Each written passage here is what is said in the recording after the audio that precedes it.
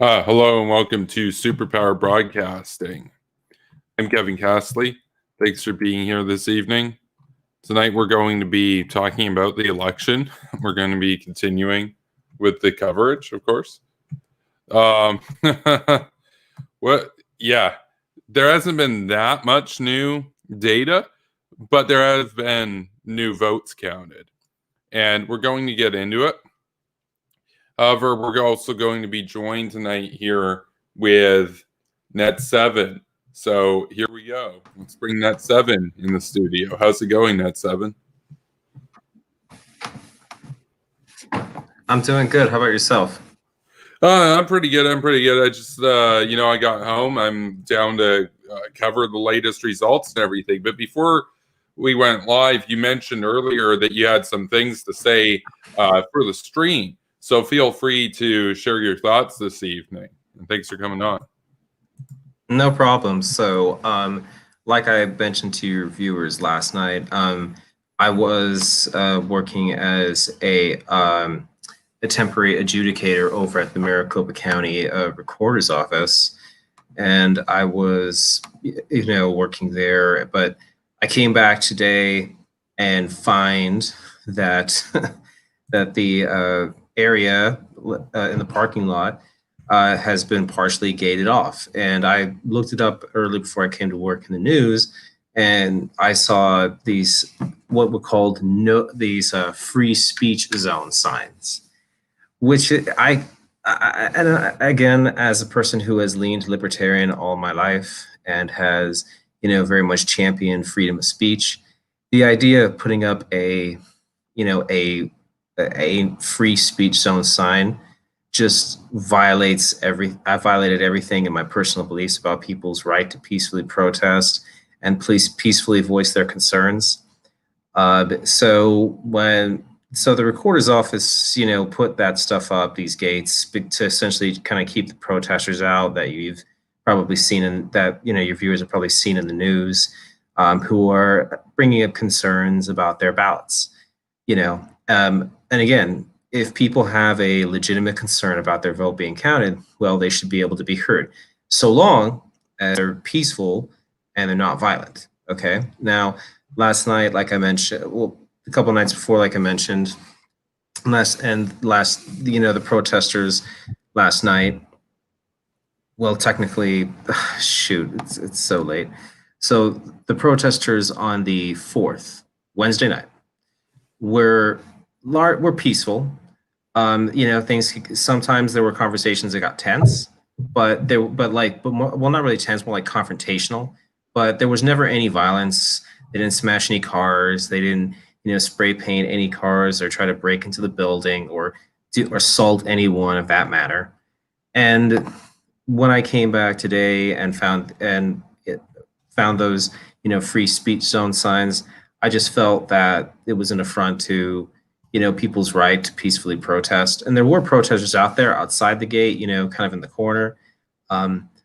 But even though I don't agree with, their views, because some of those protesters, a lot of them were mainly paleocons, some of the QAnon people, and some of those, those kind of weirdos, and I don't know too much about QAnon, except that they're kind of a fringe conspiracy group.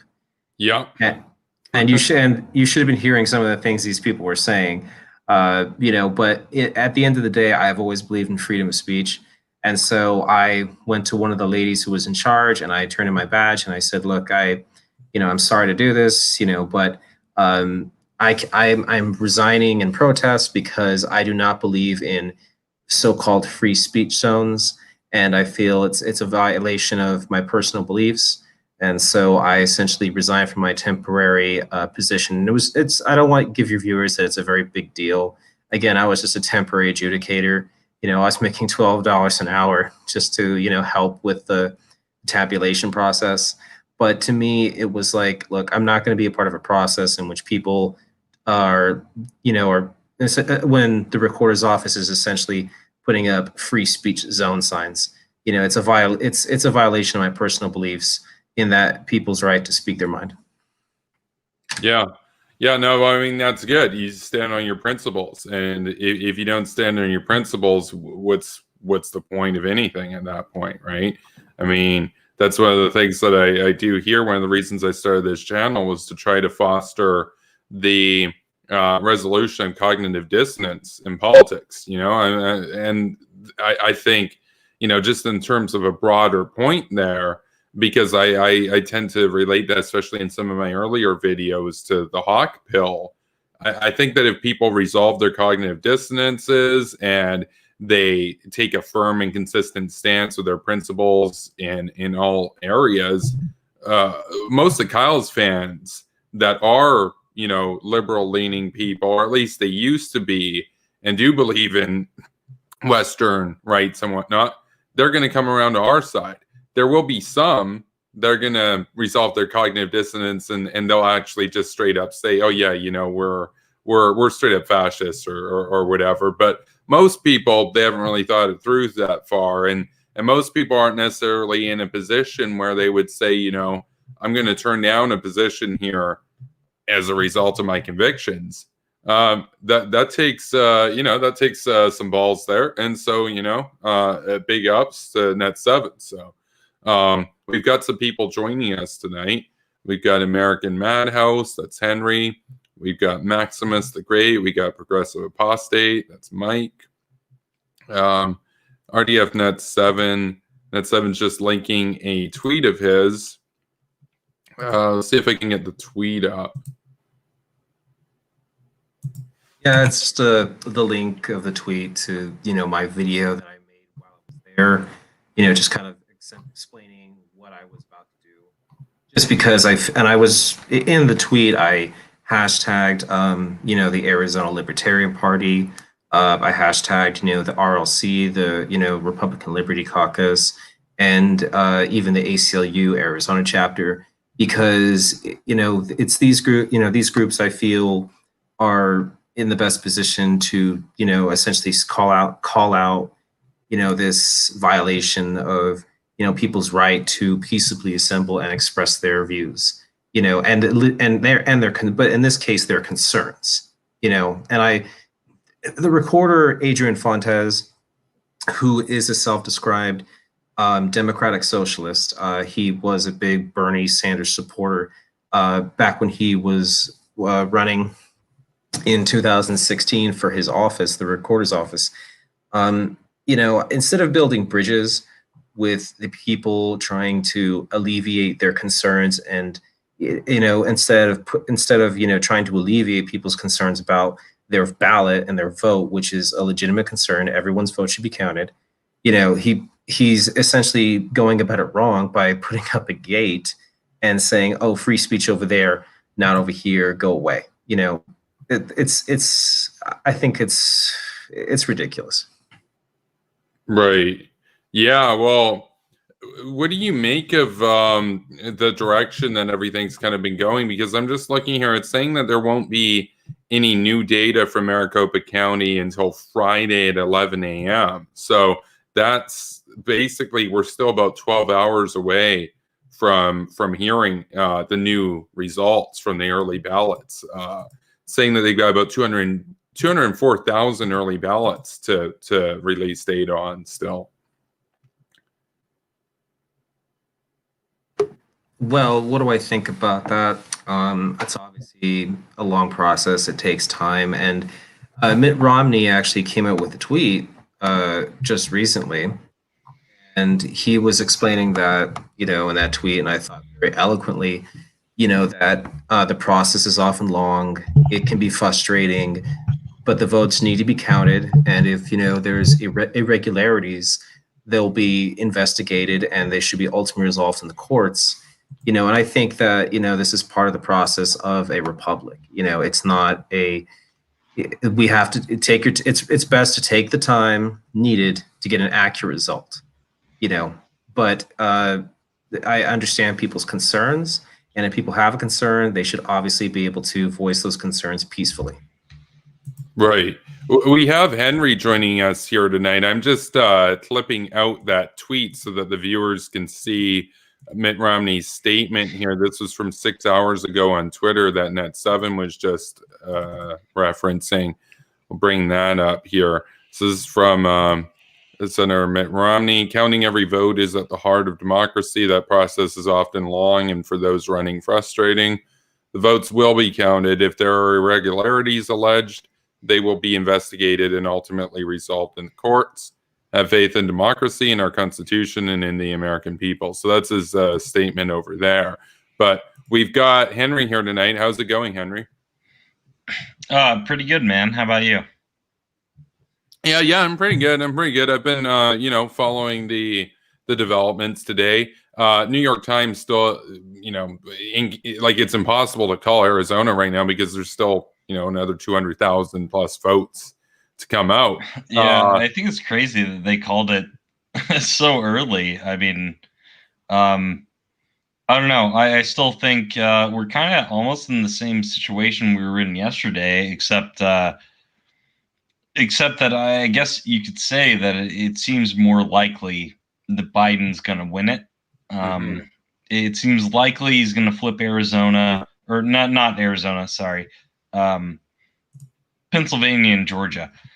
Arizona is still up in the air. Don't really know. It could go either way.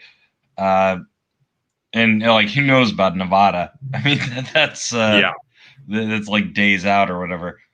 But if he wins Pennsylvania, he wins the whole thing. So that's right. If he wins Pennsylvania, it's over no matter what. But I mean, Nevada's really close. Nevada's within 0.9% right now. And Georgia is the only one that could probably flip tonight is Georgia, I think. Yeah, Georgia. If we look at it, I'll screen share over to Georgia. This is New York Times reporting. We'll take a look at the current status of Georgia right now.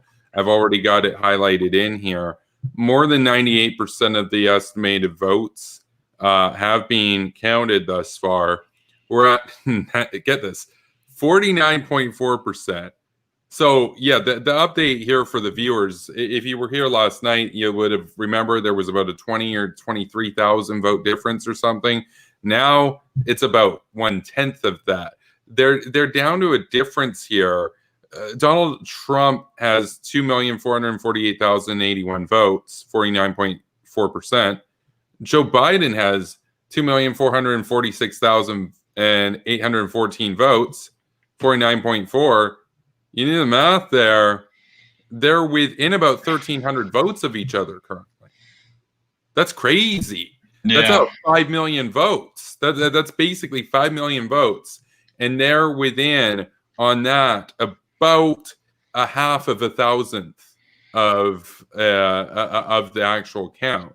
It's about 1/2000 the difference. So. What's crazy about that is it could come down to military votes in Georgia, which come from overseas and other places. They get counted later. Georgia has a huge base, as Fort Benning is in Georgia. So it potentially could come down to that. What I'm expecting is, and I think I said this the other night, Georgia's going to be close. It's going to be within a couple thousand votes, and it's shaping up to be, the Florida of 2000. You could do a recount there and might actually mean something. I know Trump wants to do a recount in Wisconsin, but the numbers aren't there. It's off by like 40. It's like a 40,000 something lead for Biden. Numbers aren't there. Georgia, they might be. That's potentially a recount state. No, that they are a recount state. They don't have it as an official automatic recount, but if you're within 0.5%, you can request it. They're within 0.001%. Yeah. It's going to be there. Even if Biden overtakes it, it'll be there. That's potential for recount. And, not that he needs it. If he takes Pennsylvania, I think that's the thing. And that's what I said from the beginning before election ever happened. I was saying Pennsylvania is what it's going to come down to. And looks like Biden will win it. Pretty handily, actually. And if he does, I think it's over. So that raises an interesting question, though, which is that because it's gone on longer than an election typically does, but it makes sense. Why? Do you think that with the opposition then to Biden, that it's going to be seen as somehow less legitimate because it took longer to count? Like, do you think that it already is? Yeah. And I think that adds to it. I think you already had the, the Trump campaign and the some Republicans throwing into question a lot of legitimacy. I think it adds to it a lot because this is an election like we've never had. We've never had this amount of mail-in ballots, like, ever. And for certain places, it's difficult to process that. Like, they've never done this before. So that's going to be in question, certainly. Yeah. How do you think that military votes in Georgia might play into this? Because typically, military votes are going to go for Trump. I'm pretty sure, pretty heavily.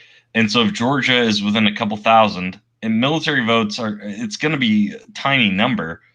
They're not huge, but if Georgia is as close as it looks like it's going to be, it could be a factor. And we know that military, like, I mean, I don't know for certain, but at least when I was in, and I think it's common knowledge, military votes are going to lean right wing, almost certainly. Gotcha. I guess it's an interesting question because if it was, back during Bush or something, or John McCain, it makes sense. But what generally is sort of the opinion of typical sort of military people though about Trump, because a lot of the higher ups in the military don't really like him. I don't know for certain. I'm going on intuition. What I know from when I was in the military, and it's been a long time, but they lean right wing typically. Trump is a different person, but still, I feel like they're gonna lean right wing. Gotcha. So that could really determine it then. I mean, we're talking about a difference Possibly. of like 1,200 votes. Yeah, it could come down to hundreds of votes in Georgia. I mean, this basically goes to that point that a lot of the doomers will say, like, your vote never matters or anything. It's like it does still matter. It really does. Matter. Yeah. I mean, it's in swing states. In swing states. Well, at the end of the day, people have tried to say that, oh, your vote doesn't really count. You hear that from the libertarian types, and you hear that from the even the democratic socialist types, who essentially are kind of useful idiots, and that they try to like delegitimize the democratic process, and say, oh, it really doesn't matter. But no, your vote does matter at the end of the day. Let's imagine that if we look at some of the very close races, states in this country, the people who came out to vote for Biden, and the people who came out to vote for Trump, and the people who even voted third party, what we're seeing, I think, in some states is that the third party votes may actually help get Biden into the presidency. So that's right. So don't think that, so don't think for a second your vote doesn't count. It very much counts for something. That's true. Yeah, no, that's a good point. I wanted to ask you though, Net7, because you mentioned, you used to be a lot more libertarian leaning and whatnot. Some people would say that Jorgensen stole votes from Trump, but I guess my question would be, would a lot of the people that voted libertarian there, were they ever even seriously considering voting Republican? Like, are they lost votes, or are they just like saying, oh, Biden stole votes from Trump, which doesn't really make that much sense. Like, it's a different party. But. Well, when I think of Trump and the libertarian relationship, there are libertarians like Austin Peterson, for example. If you go on Twitter, he is, publicly, come out in support of Trump. So there are libertarians, more on the right leaning libertarians that have, voiced their support for Donald Trump. But there are, I think a lot more libertarians now who are actually going more to the left, actually. So, for example, I'm an acquaintance with a guy named Mike Shipley, who is he calls himself a libertarian socialist. And, there's, several now caucuses, of, very left wing, libertarians now. And the thing about, libertarians possibly voting for Trump, Trump did try to court libertarians somewhat in his policy on Afghanistan. He's saying, "Oh, I'm pulling out of Afghanistan. Why don't you guys vote for me? I'll give you that, that foreign isolationist stuff that you like." But the thing about, but I don't think that was enough, because, libertarians, a lot of them are very much purists. They're ideological purists, and they're like, no, we don't want to compromise, or no, we don't want to talk, and the thing about the Trump administration is that he could have won a lot more libertarians over if he had pushed for marijuana decriminalization on a federal level, not legalization. At the very least, if he had pushed decriminalization on a federal level, I believe that he would have gotten more libertarians to support him. But the thing about libertarians is, again, they're very much ideological purists, and they're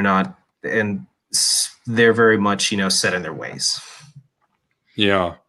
No, that's a good point to note there, right? Because you could say, I mean, if he does do that and say he did make that part of his platform, maybe there's a chance then that he loses some of the more socially conservative elements that might constitute a bigger portion of his base. So he decided not to go that route. But, I do want to go to Henry, though. Like, what are your thoughts on this right now altogether? Because we've got Donald Trump right here basically filing lawsuits in Pennsylvania. I know you were saying that one looked to be the best shot of him really getting any ground from. But do you think, based on everything that we're seeing right now, that Biden's still going to take Pennsylvania? Oh, yeah. Well, I think he will. I think that's Trump's best shot, but I don't think it'll matter. Even if he wins it, like, you're talking about a margin of votes that it's so small that it depends. It depends on, say he wins that lawsuit. That's talking about votes that were postmarked on the date of the election, but came in after the election. That's a small number of votes. It depends on how large his victory in Pennsylvania is. Like, if it it just depends. If Biden wins Pennsylvania substantially, like he's on track to do, by say 40,000 votes, it's not going to matter. Even if he wins it, which he potentially could, it's not likely to make a difference. Yeah, man, this is interesting right now. Progressive Apostate just brought to our attention in the chat Trump's lead in Georgia down to 665 votes. I went to confirm that. I went to confirm it over on New York Times. Is that true? Just to refresh it. Let's zoom into Georgia right now and take a look at this. 2,448,183 for Donald Trump. 2,447,518 for Joe Biden. 98% counted. That's a difference. Yeah, 665 vote difference right there. That's about one. What is that? That's like 1 in 15,000 difference between the two. Like, that's insane. That's like one vote per town is the difference. Yeah, it's definitely up for a recount, is what I would say. Yeah. If Trump's already trying to do a recount in Wisconsin, which I think was like a 20,000 vote difference or something like that. At 40, it's about 40,000. 40,000. He's already doing that there. He's going to do it in Georgia too. no doubt. Because no, it's in 20,000. Georgia, it might No, it was actually make a 20,000. difference. It was 20,000. I was wrong about that. It's a 0.6 difference, but 20,000 votes. Yeah, it might make a difference in Georgia. In Wisconsin, there's no way. Like recounts, usually it's a few hundred either way that it changes. So potentially in Georgia, like it might make a difference depending on what the final numbers are. And you're still waiting on the military votes. In Georgia, there's, like I said, a huge base. You've got Fort Benning there. I don't know how many of them are residents that are voting there, and I think most of that military vote has to be coming from overseas. You're talking about a few thousand people, probably. So it's not a lot, and you're talking about a fraction of a few thousand people. So I don't know. Like I've said, I think it's going for Biden. I think Biden's taking Georgia. I think he's taking Pennsylvania. I don't know about Arizona. I don't know why Fox called Arizona so soon. Nevada, it's going to be several days. So, yeah, no, they called it very early on, actually. yeah. One of the things that I think is interesting to note there about how you mentioned, Henry, about how the recount could change a few hundred votes. I guess it's something that a lot of people think about. But when we have this count here and it gives that number of votes and everything, I could see how some people might say, well, a recount would just affirm what's there or whatever. But there is actually a serious possibility that some of those votes were miscounted. Oh, recounts definitely change things. If you look into local races, it's never really, that I know of anyway, in modern times, has changed like a presidential election. But in local races, like you're talking about like a mayor or a city councilman or something like that, recounts can change that, because recounts typically only change a couple hundred votes. It's not huge. So in Georgia, maybe there's some potential there. I don't know, but I think Biden's winning it. I think it's like I said, I've said this for a couple days now. He has more ways to win. Mm-hmm. Everyone is saying this. I think everyone recognizes this. He just has more potential to win. The way Trump wins is so narrow. Basically, now the way Trump wins is through legal battles that are unlikely to pan out. Yeah. But that is interesting though, because it essentially means that, accidentally, people make mistakes when they're counting and everything. But if a recount does occur though, I'm guessing it takes a lot longer to count because they're making sure that everything is 100% accurate, right? Like I'm not sure. I don't know about that. I'm just thinking back to 2000 when we had the recount in Florida. I know it went almost 6 weeks. It went there. That was really close. I think it came down to like 500 something votes in Florida. Super close. So if it comes down to a single state, it could be a big deal. Yeah. I don't think we have that here, though. I think, like, say, there's just so many states Biden could take here. Well, there's four that are really in play. If it came down to Georgia, potentially we could see that, but yeah. Well, it raises a question. If it goes to a recount and everything, and let's say that the recount determines that Joe Biden won Georgia by, like, let's say hypothetically here, 294 votes or something, right? Like we know in a democracy, every vote matters, and that's, hey man, you won it. Like you won it by 1 million, you won it by 294.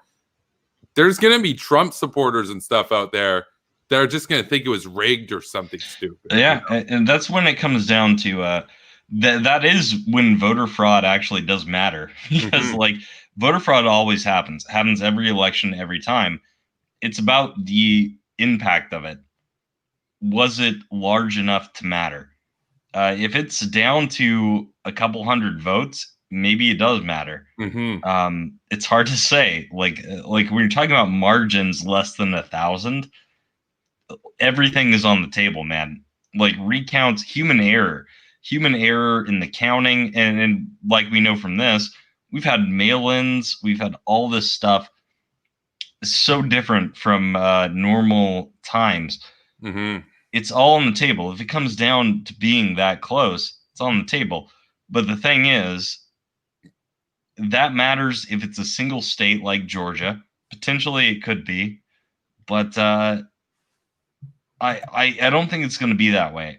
I feel like Biden's going to win Pennsylvania handily, maybe Georgia, maybe Nevada, Arizona, and then it becomes a moot point at a certain point, because if he wins it in several states, it just doesn't matter.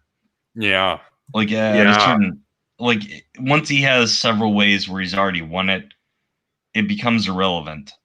Maybe he flips Georgia back through like some sort of legal battle or recount. At a certain point, it's not going to matter.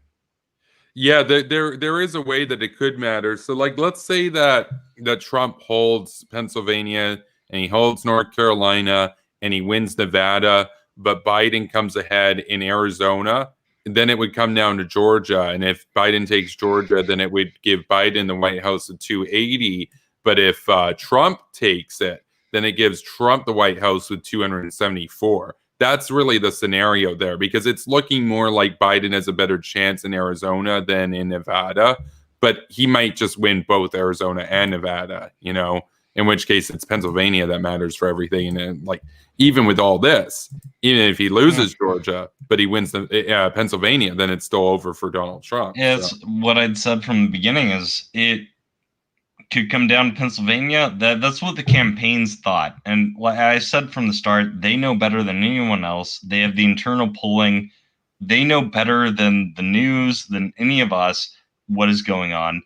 And what we saw from them was that both campaigns went to Pennsylvania and campaigned really hard right before the election. So they thought it's potentially coming down to Pennsylvania. So I don't know, man. I still think Biden will win it, but we'll see, I guess. Yeah, well, let's take a look at Pennsylvania then. Right now, as of basically midnight on the West Coast right here, Pennsylvania stands at 3,286,171 votes for Donald Trump against 3,267,942 votes for Joe Biden, 49.5 to 49.2. That's a 0.3% difference with 95% in. In other words, there's 5% to go, and Trump is ahead by 0.3 points. So that's 15 times the absolute value that Trump has in his favor. Biden doesn't even have to win by like 70% or whatever going forward. I think he only needs like less than 60% of the vote now on average to favor him. And look at that, Philadelphia County, below average, only 92% reported. That's probably going to favor Joe Biden, as it would even normally. But these are early ballot votes, which are going to favor Joe Biden even more. So Leahy County, right there, 93% in. That's leaning for Joe Biden, 52%. The 52% thing, that's probably not going to be enough over only 5% to make a difference, but 80 to 18 in Philadelphia County with those population numbers, that's a couple percent right there. That's going to take them, that's going to overcome a 0.3% lead. So that could be game over then for Donald Trump, because you look at a lot of these rural areas, they're basically all like 98, 99%, and they don't even have that many votes there. Berks County leans Donald Trump slightly, 93% in, decent population, but that's not going to overcome Philadelphia County. I mean, yeah, you know, it's almost a moot point in a way, because it looks like Joe Biden's going to win. So he's on track to win Pennsylvania by potentially tens of thousands of votes, and that'll make it kind of irrelevant. All the legal battles, everything else. I don't know. We'll have to see because the votes in Pennsylvania are extremely close. And let's not forget Wisconsin too. I mean, the Trump team has already, decided that they're going to, go for a recount. And if the recount could go in President Trump's favor. I mean, very unlikely. Well, but well again, this is 2020. let's just remember that this is a year of craziness. I think it's very unlikely when we see recounts when they switch. It's by hundreds of votes, not thousands. Definitely not tens of thousands, which is what he would need there.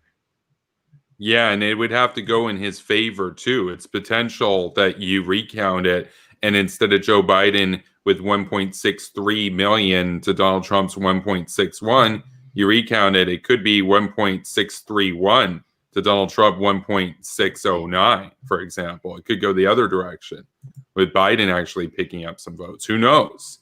Who knows? I think Wisconsin's Biden's, like, in my view. What's really got the potential to flip based on just the numbers that I'm seeing tonight, Georgia and Nevada in the short run.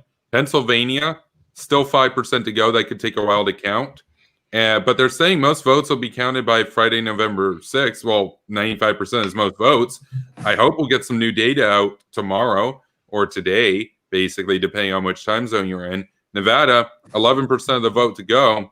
They're within 0.9 points, and it's been trending in Trump's favor.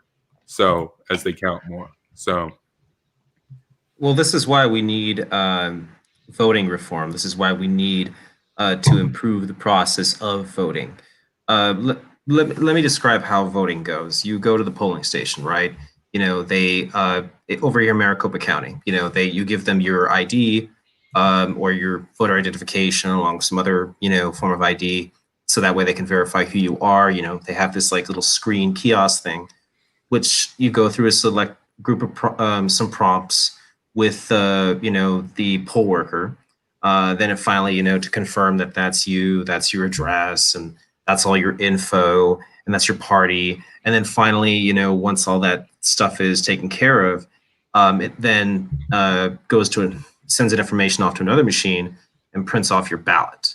And then you get a pen, or in the case of Maricopa County, those Sharpies, Sharpie-like pens to fill out your ballot. The problem is that people very often don't read the instructions. Okay, so you're supposed to clearly fill in the ovals, and I know this because back in 2018, I worked at the polls, during when Merrick Sally was running against Kristen Sinema for the Senate. So, and working at those polls, I saw plenty of people who filled out their ballots, and then came to submit it, and the machine wouldn't accept it.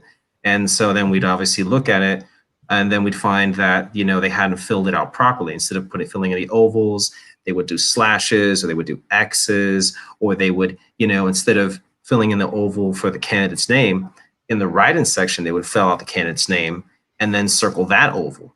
So the problem is that there are a lot of people who don't read the instructions on how to vote, and B, just don't vote properly.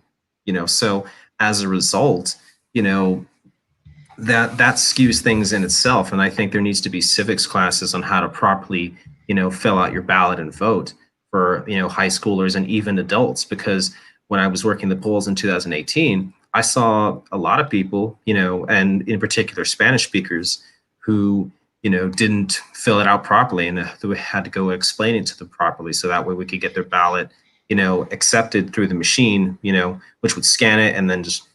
But I think that there needs to be a change. I think that we need to drift away from filling in ballots, with a pen and handwritten ballots. what we need to go is to machine voting in this sense. So the machines that Maricopa County uses to verify who you are and then print off your ballot, I think that those machines would be very effective as a way to essentially do a touch screen sort of vote. So you want to vote, you touch the candidate you want, you touch the candidate you want, fills in the oval, fills in the oval, fills in the oval, and then it prints off your ballot. And so then you can look at it and verify and say, yes, this is who I want to vote for, submit it. So because if we had something like that, there would be no problems. We wouldn't have to hire, like people like what I was, temporary adjudicators and try to figure out how people were voting with and all this other garbage. We could make it so much quicker and so much easier, but the problem is that we need to step away from these handwritten ballots. I think that the problem we need to get up to par with technology. I disagree on that point. I think it makes it a lot more hackable. I think that if a foreign interfering state were to mess up with the system, a lot of people might look at their ballots and not realize, the same number of people that were too quick to rush through with the paper system might be too quick to rush through with the paper confirmation. And so I think I support a full paper system altogether. It's kind of the reason why when people kind of make fun of like some of the old 60s tech and the nuclear silos and stuff, it's like, yeah, but you can't hack it. That's smart. Well, but you can't hack the voting machines aren't hooked up to the internet. They're I suppose there's ways to hack them, I guess, but like they're not online. It's they're very secure. Voting through a machine, and I agree with Net7 on that.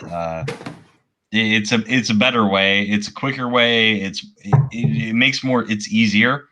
What he's talking about, from what I understand, is it's kind of like Scantrons. If you're in the United States, you fill those out in school.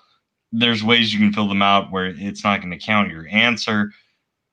The machines make more sense, or the computers, the electronic voting makes more sense to me.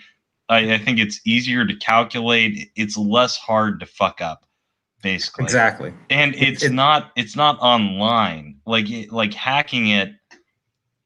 That's not, you can't. It's not a computer like it's connected to the internet. Like a Russian could get in there and mess around with it. It's just it is more reliable, I think, anyway. I think the issue with voting is that the problem is that, again, we have to have a more educated electorate. The problem the problem is, like I mentioned in last night's, stream, is that, very often people know, for example, who their senator is and who's running for Senate and who their president, who's running for president. And, but they don't know their local officials. Those are very important too. We need to educate, people on, being aware that your local elections are just as important. But, again, having worked the polls in Maricopa County, we need to really, if we're not going to go technology wise, to touch screens that print off, your results, which would be, I think, a huge improvement. And at the very least, we need to start having classes for people, and start educating people how to properly fill out their ballot. Because because the problem is that, it just creates a lot of problems. And this is why I want to go away from filling in them, with a pen, and, to something more technological savvy way of just a touch screen. You select who you want, it prints off the ballot, look at the ballot and make sure that's who you wanted. You submit the ballot, there you go. Because then it just makes things so much easier. Yeah, I agree. Yeah. And I'm actually gonna take off. It's getting pretty late here. Okay. Yeah, fair enough. Well, thanks for coming on, Henry. And I'll be back here tomorrow night. I expect we'll probably still be covering the election tomorrow night. Probably still won't be decided. That's right. So have a good night. Thanks for having me, Kevin. Yep, no problem. Thanks for coming on. Peace. Have a good one, Henry. So there goes Henry. But we still got Net7 here. I want to take a look. So we're at Georgia right now. And this is on auto update. they are within, 500 votes, 600 votes. It's pretty intense. It's pretty intense. But Wyatt was saying in the chat that there's only about 1,000 more votes left to count in Georgia. But what I don't get is, like, if that's true, how come it's only saying 98%? It should be over 99%, because 1% here is like 50,000 votes, and because they've counted 5 million. I'm not sure where Wyatt was getting that information from, but I've been pretty busy this evening and haven't specifically looked into Georgia too much. So I can take a look right now, see if there's any latest news from Georgia in their counting process right now.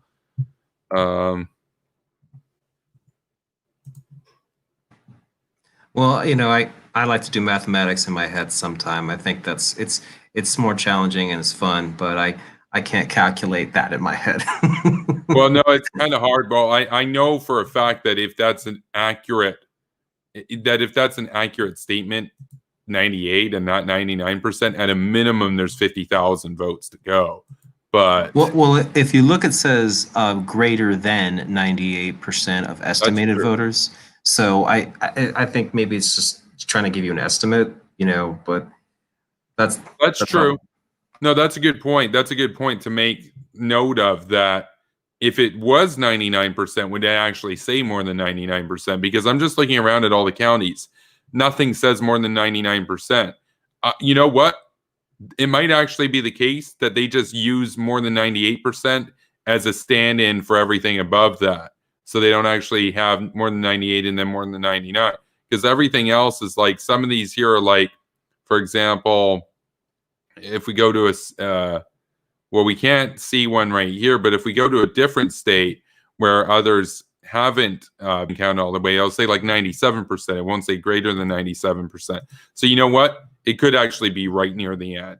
Could be right near the end. It could be the final 1,000 or so. In which case, if that's true, if what it's saying is accurate, then there's no way you overcome that in 1,000 votes. But Wyatt says he might be wrong.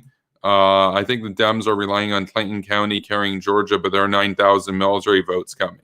Yeah, well, Henry was just talking about the military votes, and that the military votes are probably going to favor Trump pretty significantly. So that's something to note there. So, well, we'll see. Like I've mentioned before, Maricopa County Recorder Adrian Fontes. He's actually a former United States Marine, and he's also a Democratic Socialist, Bernie Sanders type kind of guy. Ew is all I got to say to that. Ew. But again, because a lot of people try to think, all the guys in the military are those like gun-ho American first kind of people. But remember again that the American military has so many people in it. There are people with many different political beliefs, and it's not everyone who comes out of the military comes out a conservative or a Republican even. Sometimes there are guys who are Democrats or even Democratic Socialists, and I don't know how, but again, I think that I would have to agree with him though that the majority of the votes are going to favor Donald Trump for those military votes, because again, a lot of they're going to go in his direction for sure. Yeah. That's basically what Henry was saying right there, is like, just on the whole, in aggregate, that the military votes, his intuition, are that they're going to go for Donald Trump more than average. But Pennsylvania will get results, hopefully more results tomorrow. Nevada. See, registrar in Clark County said Thursday that the county would release the next batch of votes around noon Eastern on Friday. Remaining votes include mail ballots and provisional ballots. So see how that goes. They're less than 1% apart. Arizona, we'll find out Friday at 11 Eastern. Okay, so that's 8 hours from now. I'm not going to be streaming the whole time. I got to sleep at some point, but yeah. I like this comment from Kirk. He says Biden voters are trying to steal the election from Trump by voting for Biden. Wyatt says same or some polling suggests it was 52 to 48 between Trump and Biden, but the polling this cycle has been garbage, so I dismissed that a little bit. Max is here. He says even with minority votes in the military, they tend to be more Republican than Democrat. I would probably agree with that, but regarding, this election, I mean, it's just like 2016, the polls predicted, obvious an overwhelming victory for, former Secretary Hillary Clinton, and Trump instead blew her out of the water. And, the polls, this year, and let's go for the polls also too for Brexit. The polls for Brexit said, oh, Brexit is going to be defeated. It's going to be a pretty sizable vote. And well, instead the Brexit referendum was approved. So now obviously this election has been something else, but it looks as if though.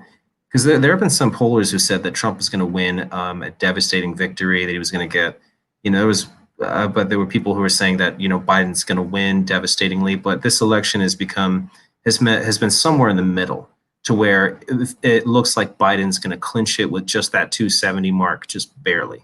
So, obviously, I think that means that, based off of these, recent big events, I think that means that we need to obviously improve the model for how we predict these sort of events, because it's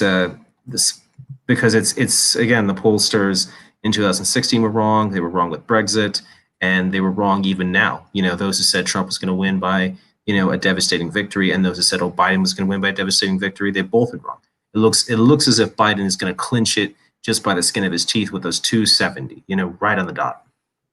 Yeah, or within 10 electoral points to that. Like if he, say for example, we give Trump Nevada, Biden Arizona, we give Trump Georgia and North Carolina, but Biden does take Pennsylvania, then that gives him 284.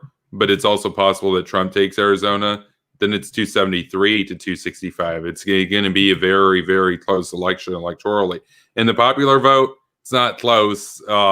Trump's up about 4 million, or Biden's up about 4 million votes over Trump right now. So that's a wider margin than Hillary Clinton had against him. But that doesn't really matter. What matters is the Electoral College. It's going to be very, very close. So it won't be 269 to 269 probably, but I don't think that's I don't think that's possible anyway. I do this actually. So.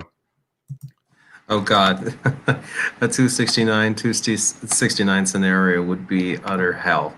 It would be just a part of this 2020 trend where you say, what else could go wrong? I know, right? The closest way that you could get it is give Trump Pennsylvania, Nevada, Arizona, and Georgia, but Biden wins North Carolina, which is not very likely. Then it's 268 to 270, and Trump wins it with 270. That's probably not going to happen. No, Trump's probably going to get North Carolina. Biden's probably going to get Arizona. So then it's like, if Biden gets Arizona, but Trump holds Pennsylvania somehow, then he's at 274 if he gets Nevada. But Biden gets Nevada, then Biden wins it with 270 to 268. So it's it's an interesting situation. I can remove the New York Times here and take a look at 270 to win just to show people what we're doing on the interactive map right here. That's the example right there, 270 to 268.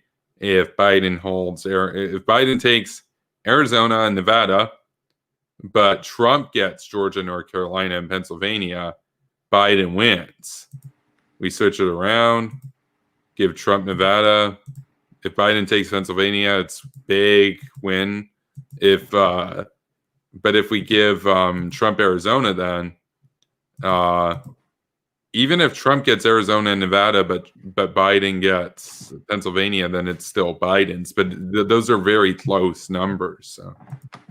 Well, if Biden wins Pennsylvania, the election's over. Even if, at that point, even if Trump were to, contest, Wisconsin, it wouldn't, and it somehow went to him, it wouldn't matter. Pennsylvania, if Biden wins that, he wins the election. That's right. Now, Nevada, I don't know how likely that is to go to Trump. Again, in 2016, Nevada went to Hillary Clinton. It went to the Democrats. And I don't know if the Republican Party in Nevada has been able to, get enough converts or, add registered as Republicans. So it's probably going to stay Democrat, in my opinion. And my opinion is that Biden will win Nevada. He's probably going to win Arizona. Trump will win Pennsylvania. He'll win North Carolina. He'll win Georgia. I think the election personally will probably be decided in the courts with Trump obviously calling for a recount in Wisconsin, but I don't know how successful that effort will be. It looks like Biden will clinch it, but barely. And I think that if Trump loses this election, he only has himself to blame, because there was a movement here in Arizona with Republicans, Republicans for Biden, because of with Trump's treatment of John McCain, and just there were a lot of Republicans here who did not just were not appreciative of the way that Trump referred to McCain and referred to those McCain style Republicans. And so if Trump loses Arizona, which it looks like he probably will, he only has himself to blame. I mean, he had the opportunity to try and sort of make amends, but he just refused to do so out of his own personal stubbornness.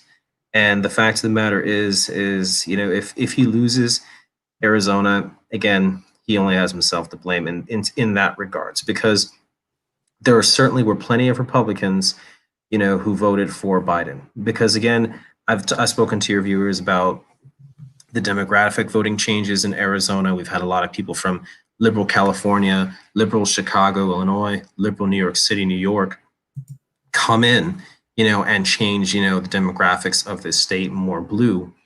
But but still, Trump could have eked it out here if he had tried to make amends with those McCain-style Republicans, or at the very least, had a better relationship with John McCain and not, been so terrible to him.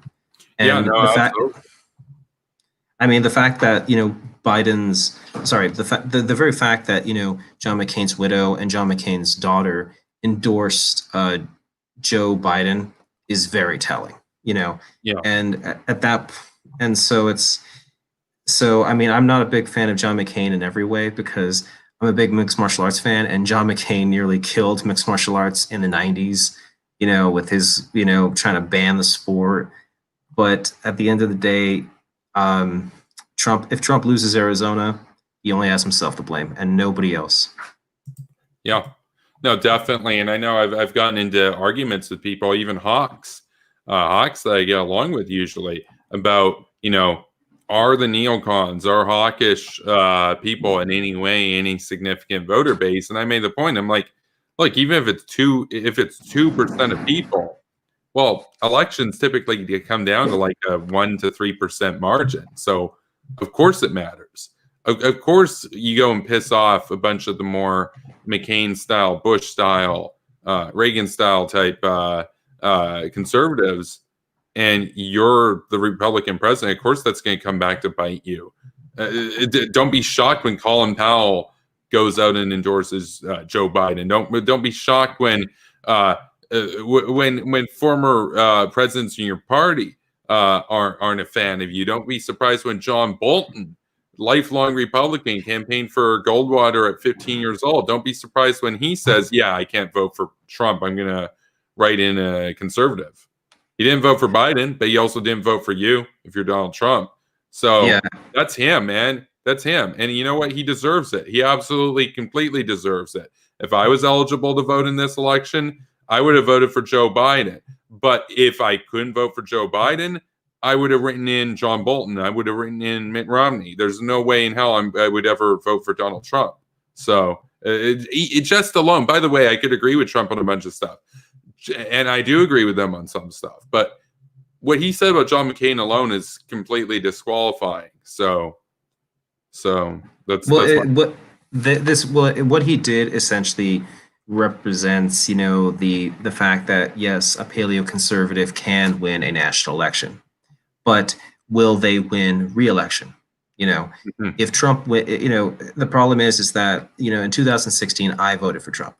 I voted for him because I got sucked into the whole American first sort of thing going on. But we need to put America first. You need to be strong and all this. And I got sucked in, and I thought he was right. And I thought he would be the kick in the pants that the American political system needed. And I thought he would be a great president. And in some ways, yes, he has done good things, like getting out of the RAND deal, which was a good thing. Yep. But when his policy towards Afghanistan has been to essentially sacrifice all the gains we've made there to the Taliban. Yeah. And and essentially make meaningless the deaths of American and NATO and other servicemen who have died there fighting to liberate the people of Afghanistan from the Taliban. And it makes all the deaths at 9/11, that all the tragic deaths on that day meaningless, because we were not holding accountable the Taliban for their assistance and aid to Al-Qaeda, who carried out 9/11 by pulling out. We're essentially ceding the ground to these, Islamist terrorists. And not just that, but on North Korea, he was going strong. He had all the cards, and then he sacrificed his position, met Kim in Singapore, and then started singing his praises. I mean, what the heck?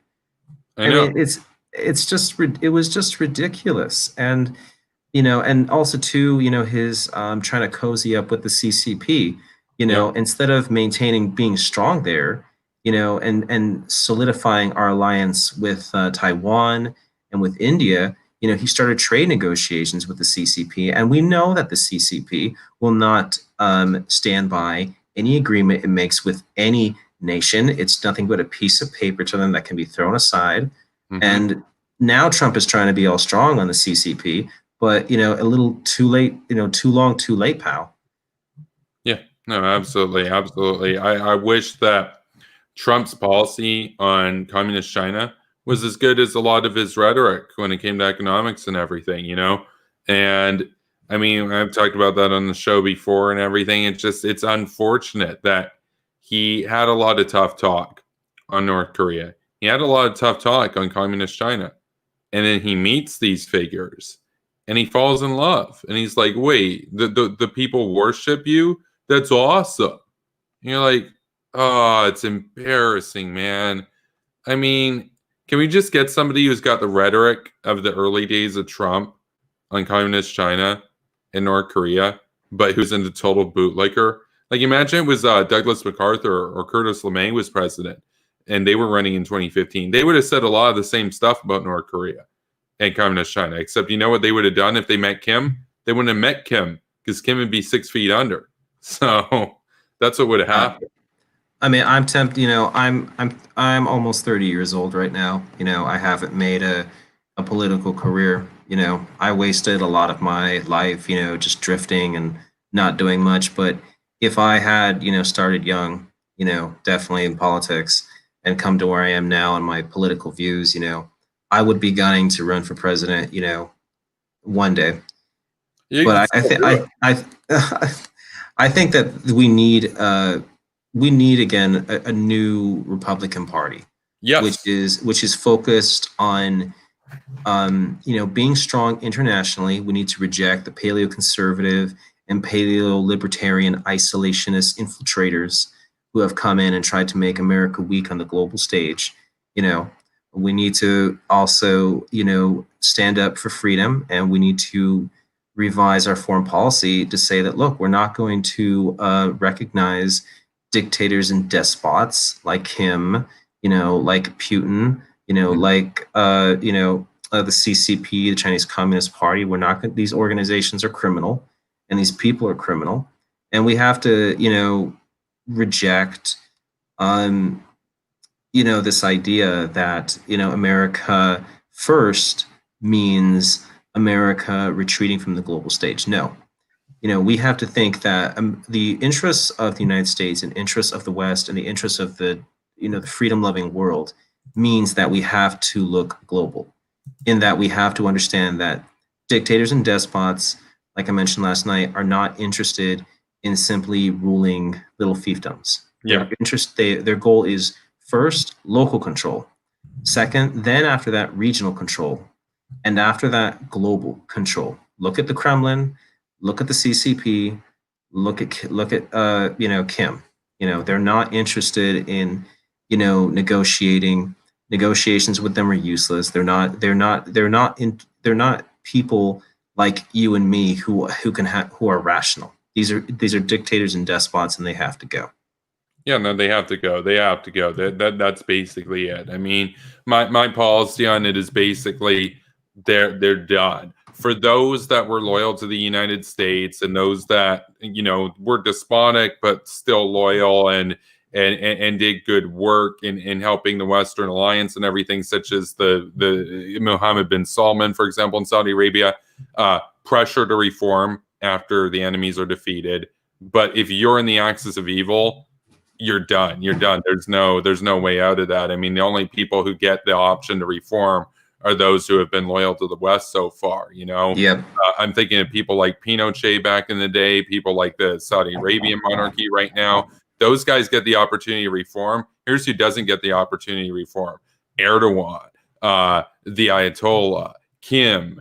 No, they're done. They're totally done. They're shut out. They've chosen their path. And if I was in charge, if anybody that I would have, would like to see in a position of power eventually, were in charge. For Kim, it's over. Like, he's done on day one, Yeah.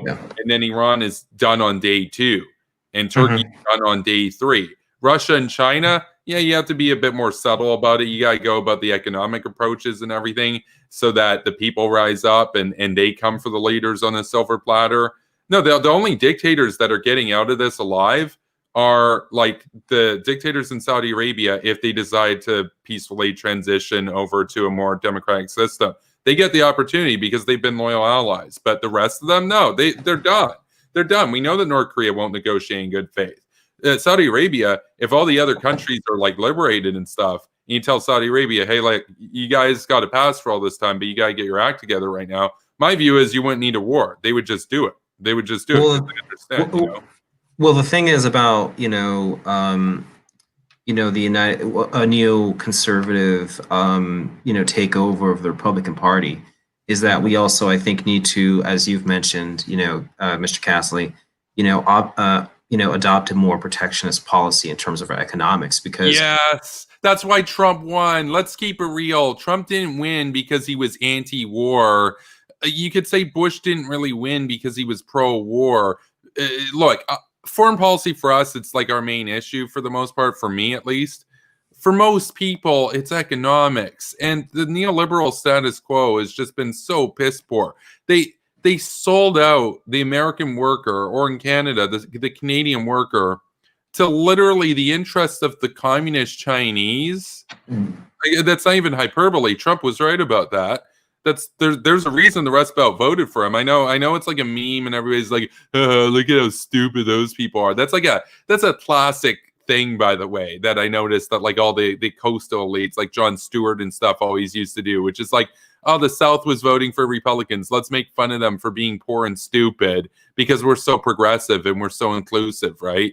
And then, oh, it turns out the Rust Belt, formerly very loyal and always got a pass. Oh, now they voted for Trump. They're stupid too. They're like the Southerners. How about this? They're not stupid. They listen to Trump's rhetoric. Not everybody follows politics 24/7. Some people, when they hear a politician state what they believe in and what they intend to do, they give them the benefit of the doubt. What was Trump's rhetoric when it came to the Rust Belt? Oh, we undermined American manufacturing, outsourced it to Red China, and the coastal elites don't care about you. Well, guess what? I got news, dudes. Donald Trump was right about that. The problem with Trump isn't what he was saying so much as he didn't really do anything about it, which is a problem. He did the opposite for the most part. Exactly. No, yeah. Here's the thing. Here's how you do it. Here's how you win. People say, "Oh, hawkishness isn't popular" or whatever. BS. We both know you like, and I'm not just saying to you, Net Seven. I'm saying to the opposition right now. You know, and I know that the anti-war or the pro-war thing isn't really that big of a deal for most people here. All those Republicans that came out in droves and voted for Donald J. Trump, and guess what? If it was George W. Bush running right now, they would have voted for him too. So it's not about war or not war. You could say, oh, man, it's a partisan thing. Yeah, but what kind of stuff is it that they like about the Republican Party? Part of the reason that people like the Republican Party is that the Republican Party is, at least in the last little while, last few decades, tended to be more skeptical of free trade. How about this?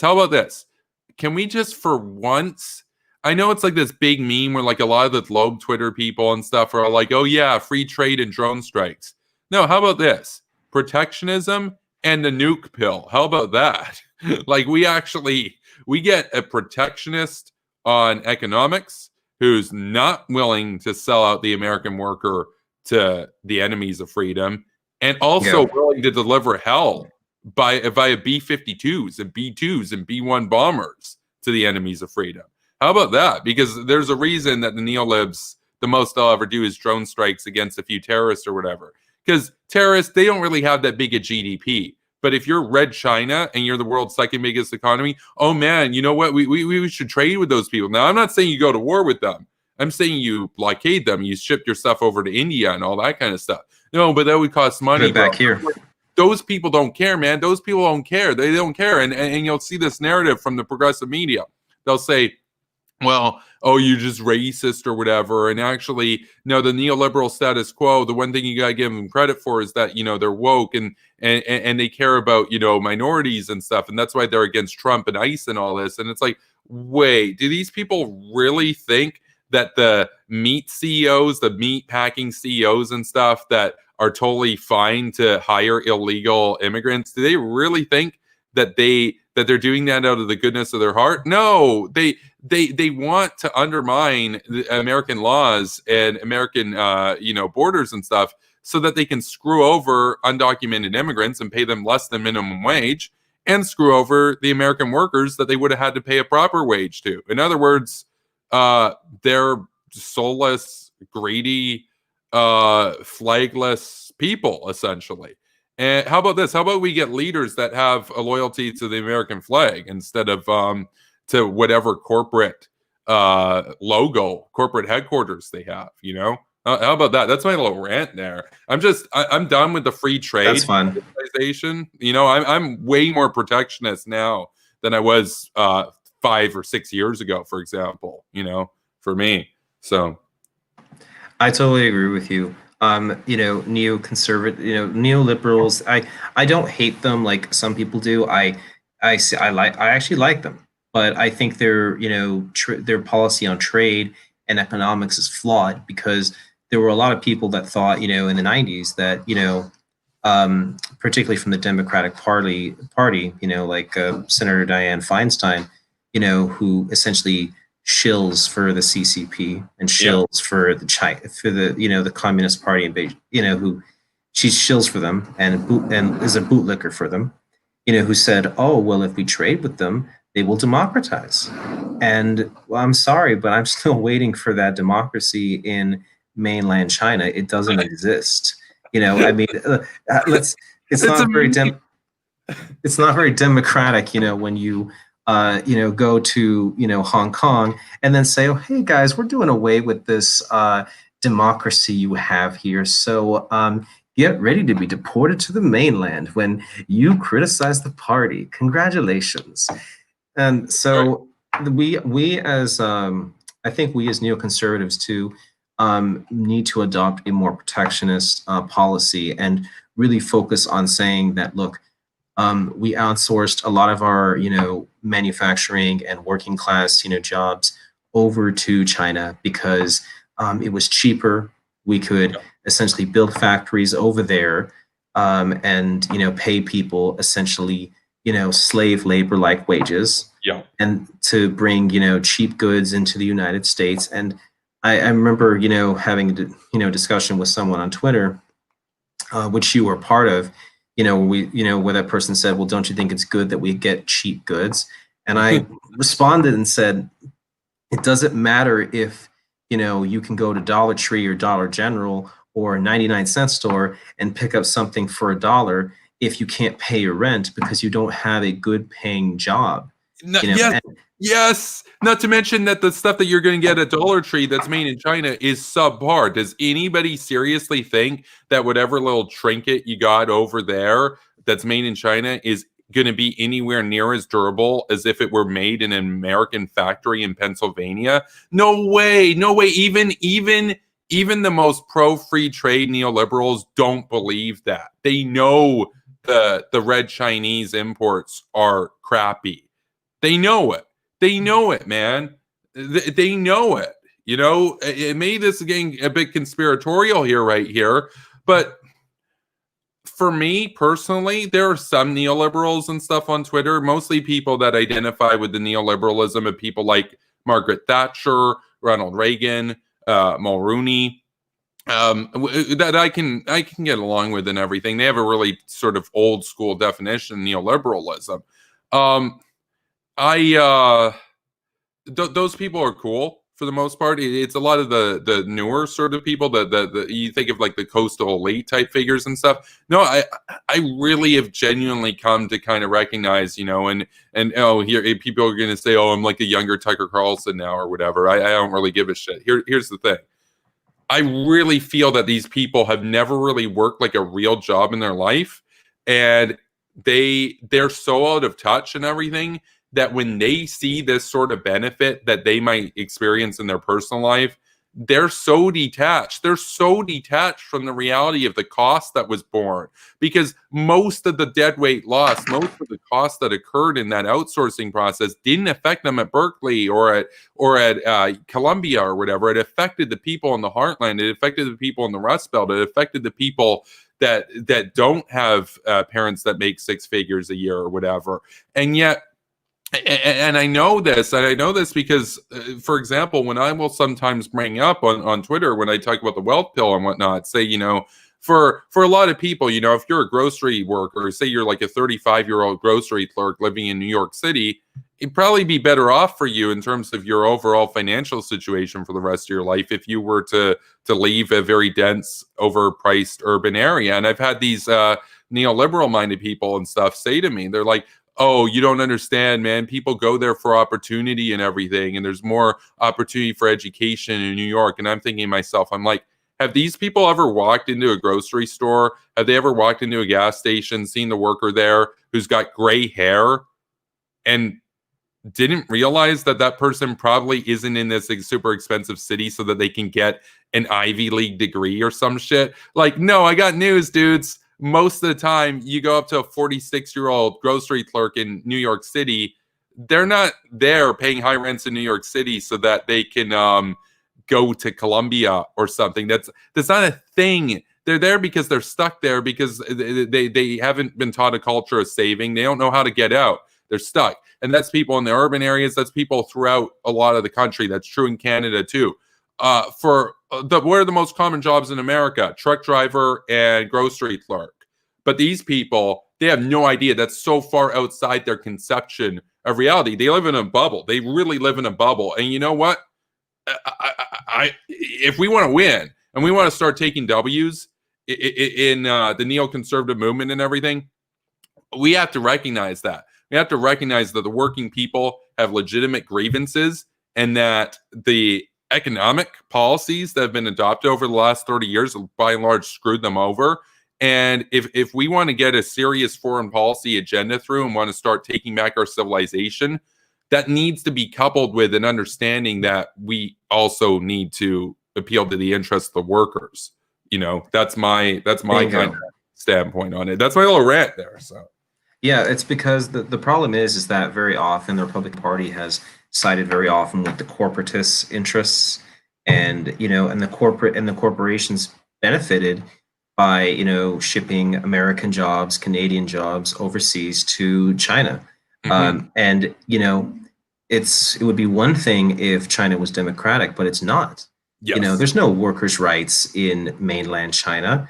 You essentially work when they tell you, and you work for as long as they tell you.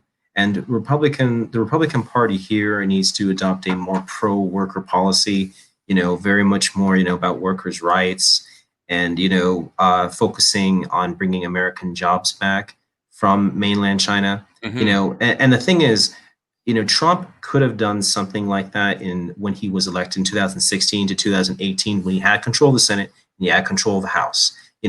The GOP had full control. They could have, if they wanted, passed a federal law, stating to companies, ordering them within 4 years, they have to bring back, at least 50% or more, or at least 50% of their manufacturing from mainland China back to the United States. They could have done that, but they didn't. And they kind of sat on their hands and were like, oh, we won, we made the liberals cry, and then sacrificed all the gains they had made when the Democrats took back the House. And now it looks like the Democrats are going to take the presidency. And guess what? Now the Republicans are the ones that are going to be crying because they completely squandered their huge gains in opportunity. And for what? And so I think that the Republican Party needs to move in a protectionist direction. And the thing is, we also need to go into a more interventionist direction in defending freedom. And the thing is, people say, oh, well, that doesn't win over voters. Not true. Look at the Hispanic community in Florida and in Texas. So one of the things that paleoconservatives say, like those alt-righters and those identitarians, they say, oh, Hispanics will never vote conservative. They won't. In Florida, in Florida, we had not just Cubans in massive numbers, but Puerto Ricans who typically vote Democrat, who actually came out for the Republicans. I mean, it was Cubans and Puerto Ricans and South American voters and Colombians who came out in massive droves in Florida for Donald Trump, for the GOP and for Donald Trump, because, they supported his, rhetoric against, the dictatorship in Cuba, but he never really did anything with it. That's the problem, though. Well, that's right. And the thing is, and the thing is, the Republican, and so the paleoconservative idea of, oh, intervention isn't bad, you'll never win over, other, voters with that policy. Look at the Hispanic community again in Florida. They went to the Republicans in massive numbers this time because, of the tough talk against the dictatorships in Cuba and against, other, the Colombian, against, communist dictators and issues. And also in Colombia too. But, Colombia has, where my mother was from, where she was born, we had a communist guerrillas called FARC, who essentially, Marxist-Leninists who terrorized the country and, killed many innocent people. I even had my grandmother had a family member who was actually killed by left-wing terrorists over in the country. And so, that when Colombians were hearing Trump, talking with, with Uribe, who was the former president of Colombia, who was instrumental in fighting, FARC terrorists, Colombians responded in Florida by voting for Trump and giving Florida over to the GOP. So it was Hispanic voters who did that, who gave Florida to the GOP, when Biden thought, oh, he's going to win that vote, but he didn't. And so, so talking tough on dictators and despots and having an internationalist foreign policy is not a bad thing. It does win voters over, just like it won, Cubans, Puerto Ricans, and Colombians in Florida over to the GOP. Well, and that's a good point. And one of the things that you'll hear from those paleocons and a lot of the identitarians is this idea that, oh, if Latinos come into America and stuff, they're all going to vote for the radical left and all this, as if people that are fleeing far left dictatorships in Latin America are what, sympathetic to the far left? Really? Like a lot of Latinos are pretty conservative, socially conservative people, hardworking people. I don't understand this idea. Like, I don't understand it at all. And I know that like a lot of the progressives and stuff will try to demonize having a more sort of protectionist approach as somehow being racist or whatever. It's like, no, I want to be very clear about something. I don't hate undocumented immigrants or anything. I'm making a point. Like, does anybody seriously think that the meat packing CEO that pays them less than minimum wage supports bringing undocumented immigrants into the country in America out of the goodness of his heart? No, he just wants to screw them over and screw over American workers. Like this is not a good status quo to be in right now. I mean, it's a mess, man. It's a mess. And I'll tell you, I think that one of the ways that the Republicans could go about this in a better sort of approach, by and large, is to highlight, you know, not just as a lot of the more Charlie Kirk type people will do, you know, the problem with Marxism on college campuses and everything, which is a problem. I've talked about it on many occasions, but really highlight like, hey, look, you guys, if you hate communists and all this sort of stuff, understand they aren't just on like Berkeley and Ivy League campuses. They're actually like arming militaries against us and stuff in North Korea and in Venezuela, playing host to Russian thermonuclear bombers and stuff. I mean, it's kind of a problem. It's kind of a big problem. I mean, you have the Monroe Doctrine to back it up. I mean, whatever happened to Monroe Doctrine? You know, I mean, the thing that's stupid about it is that a lot of the spheres of influence people who oppose intervention in Ukraine, because they say, oh man, that's Russia's backyard. If you go in there, it'll make Russia uncomfortable. Okay, well, what about Venezuela? Isn't that America's backyard? Should America get to kick out the Russians from Venezuela? They say, no, that's imperialism. In other words, they're on the Russian side. The democratic socialists are totally on, you know, despots and dictators' side when they're communist or Marxist-Leninists, you know. And let's just be frank, you know, they're not interested in social justice. You know, their interest is in essentially causing a revolution in America to recreate it into a, you know, Marxist-Leninist or, you know, socialist state, you know. But I'm getting distracted here. The thing is, America with a neoconservative policy, it needs to advocate for protectionism, keep American jobs and keep, you know, Canadian jobs in Canada, keep the manufacturing there. We should be passing laws that require companies to do at the very least 50% of their manufacturing work in the country of origin. So if you have a Canadian who creates a very successful business, that person should be required to do at least 50% of their manufacturing in Canada.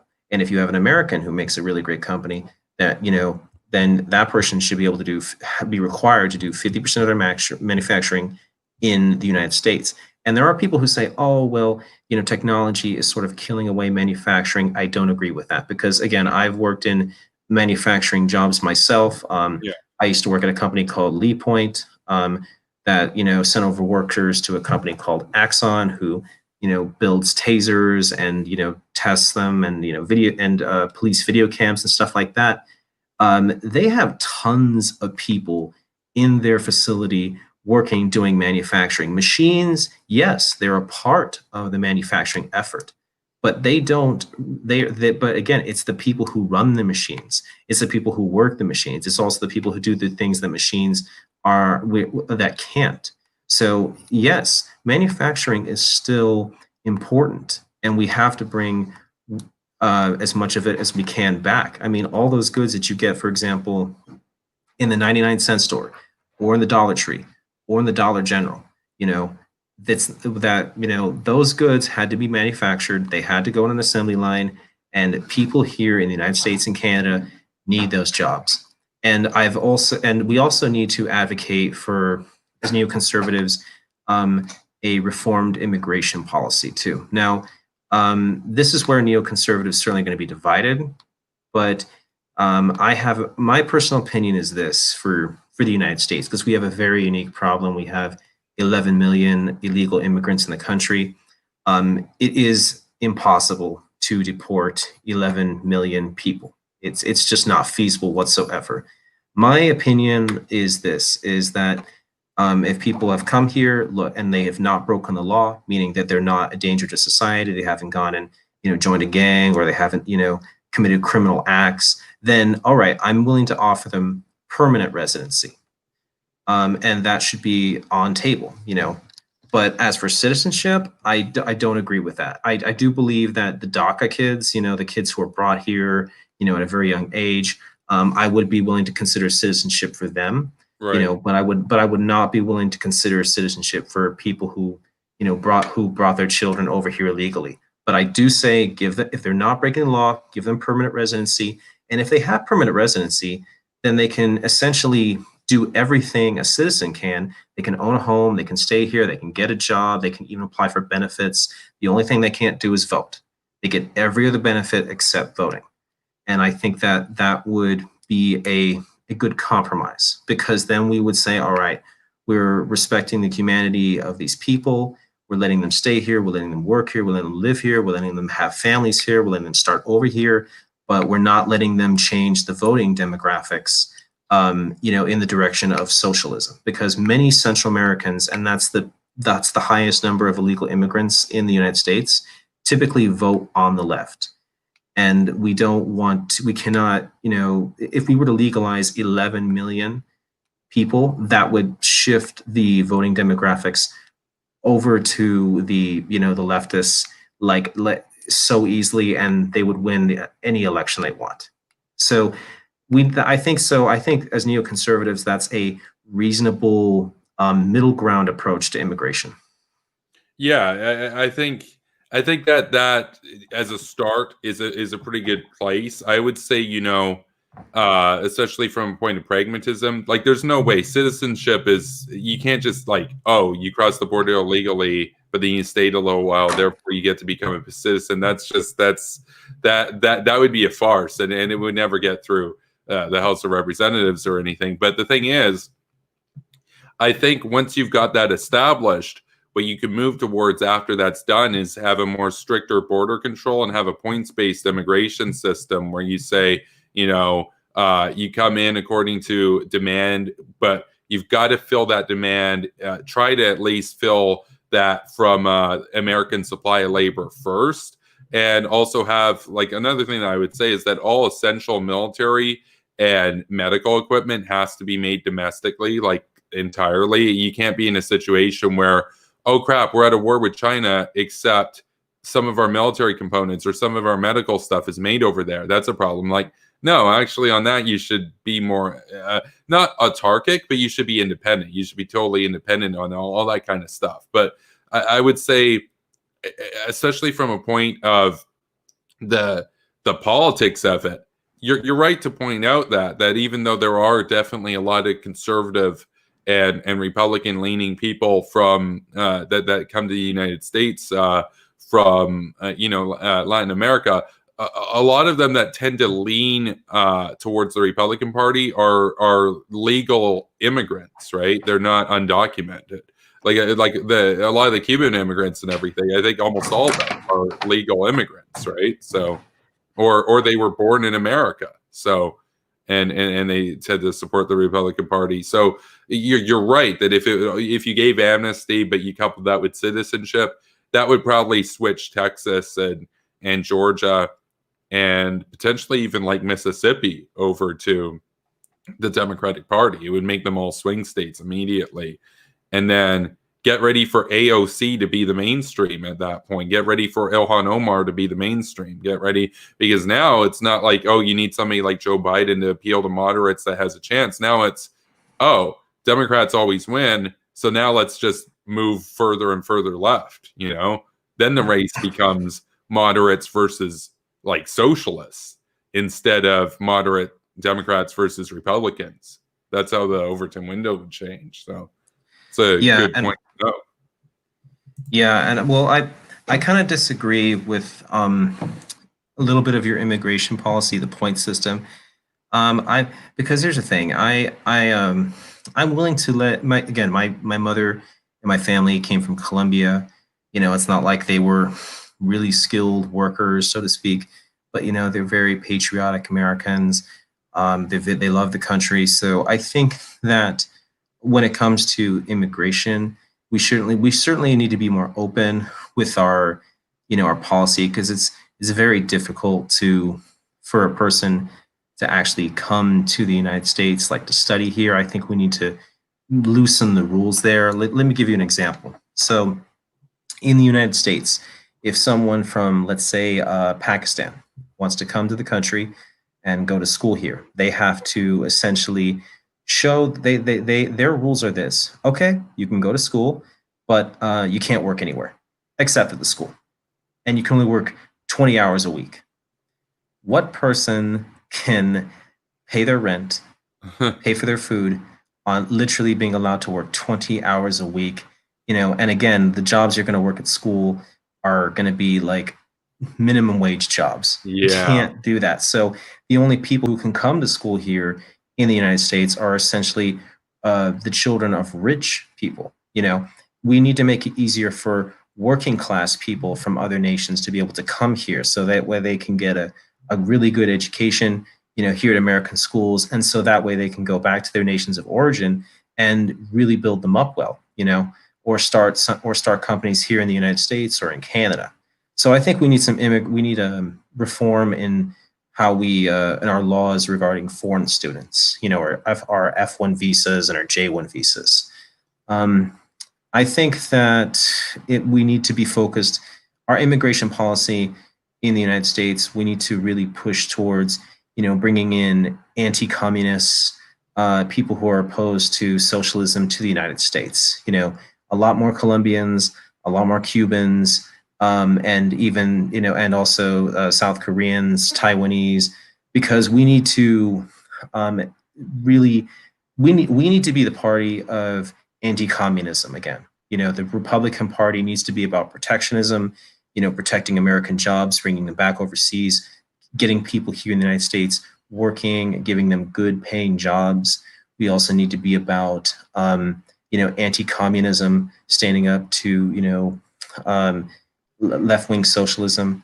And we also need to be the party of interventionism, defending freedom abroad, you know, and stop bowing to this, you know, paleo-conservative isolationist attitude, Yeah. and this democratic socialist isolationist attitude. Well, what you're describing is kind of a bit more of or a bit more of a protectionist version of a Ronald Reagan, which I think would be a great winning strategy, you know. And I think there is a big caveat to what I think of when I talk about like a points-based system. And you know, it's not like a huge issue for me. It's not something that I've spent that much time thinking about, but I would, of course, have a big exception for asylum and refugee seekers, because, like, if you're fleeing a country that's like, you know, a tyranny, then yeah, that's not going to apply to you. You're going to be able to apply for asylum, that sort of thing. You know, I think that would make a lot of sense. But yeah, I agree with that. There needs to be a concerted effort to oppose communism and to oppose, you know, Russian fascism and whatnot. They're just we basically need to get into a mindset where we think of ourselves as being in the early 1930s right now, and we understand that we're gearing up for, you know, the Third World War. We hope to not have a Third World War with the big superpowers. We'd rather cripple them economically, but we need to understand that there are enemies, and that sooner or later the West and China and the West and Russia are going to come into a conflict of some sort. Like the status quo that we have right now is untenable, and I believe there will be a Third World War at some point in the somewhat near future. I want to win. That's kind of my attitude, you know. Yeah. Like if you knew that you were 8 years out from World War II, what might you do differently? For me, I would nip Hitler in the bud. I'd intervene a lot sooner. And, you know, some have speculated that if you went in after the whole Munich debacle and all that sort of stuff, that he would have lost favor with the party, and he would have been, you know, it would have been an internal affair, that you might have been able to avoid war by simply calling the bluff as he was building up his forces. That's possible. Another thing that you might do in the run-up to World War II is you might say, well, we recognize that there's a great conflict coming, and instead of being caught off guard and having to enter late and then kick up the manufacturing process and then take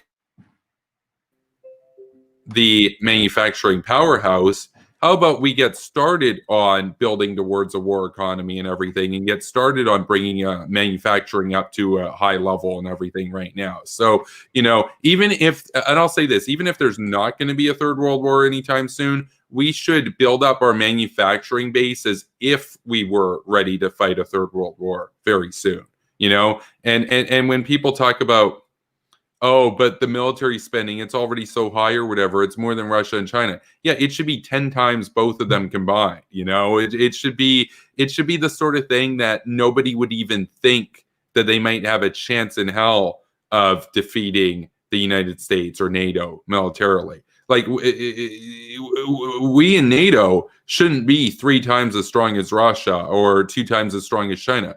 We should have overwhelming, unquestionable superiority. That's how you get a more secure world, when they're scared, when they're white in the face with fear that they have nothing to match you. It should be like the Soviets versus America in the 1940s, not the Soviets versus America in the 1980s, when it's basically equal, or the 1970s.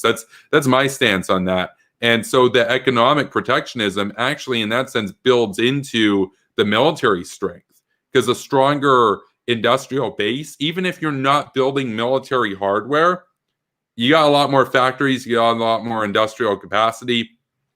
Second, a total war, a third world war does break out, you could switch those online in a short order to building military goods and everything, war material. Because let's keep it real, war with China, you're going to need a lot of manufacturing capacity, right? So, because it might not go nuclear right away.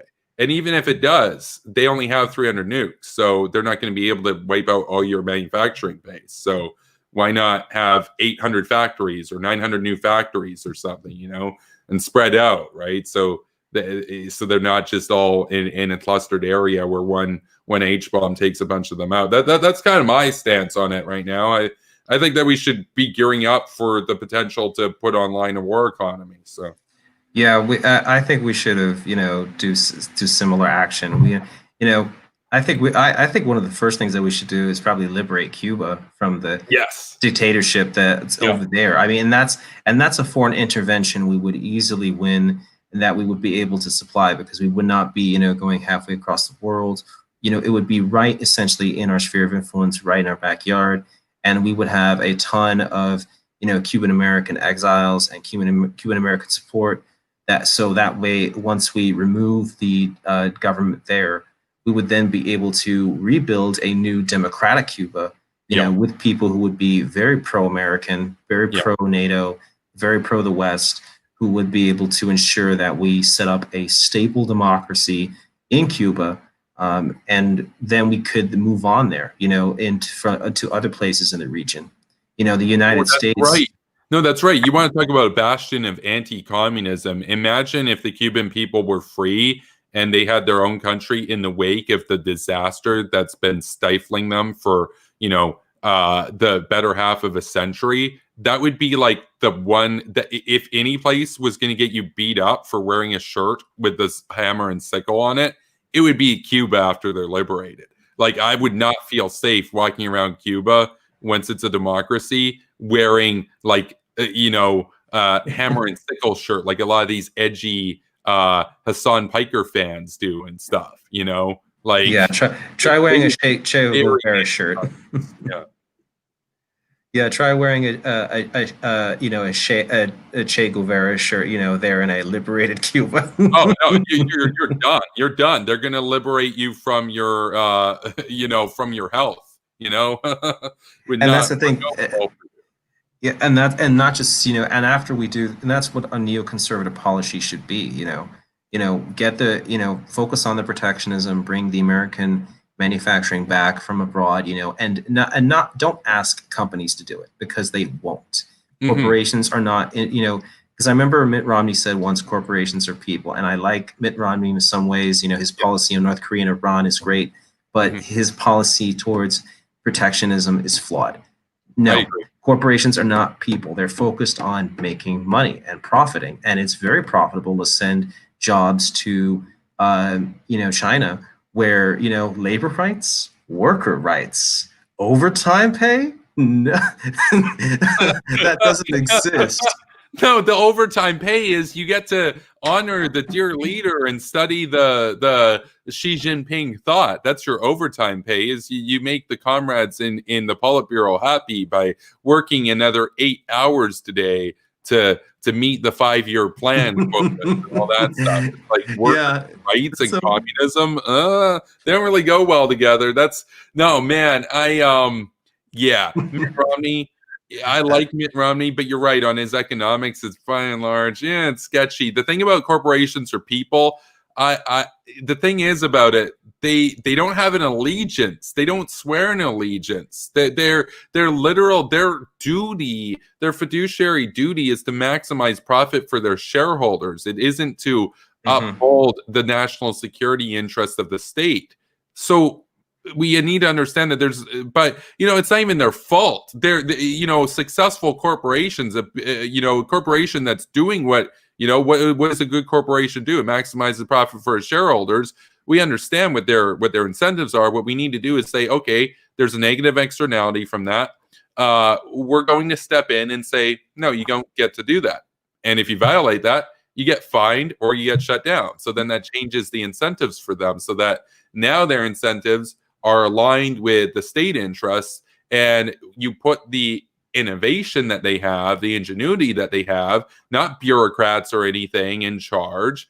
You let the corporations do their magic, but instead it's in the service of the United States. It's in the service of the liberal order. It's in the service of the American government, not, oh, we're going to maximize profit and, oh, it helps out the Communist Party in China. Oh, okay, whatever. But like, hey, look, we upped our share prices or whatever. No, how about you don't get to do that anymore? Why? Because the state said so. How about that? How about we start exercising power for once, and say, no, you don't. It's not a free for all. We're in the run up to a third world war. Let's start acting like it. Imagine if a bunch of corporations were like, hey, man, we're trading with the Japanese, man. And FDR's like, okay, I guess that's cool. You guys need to maximize your profit.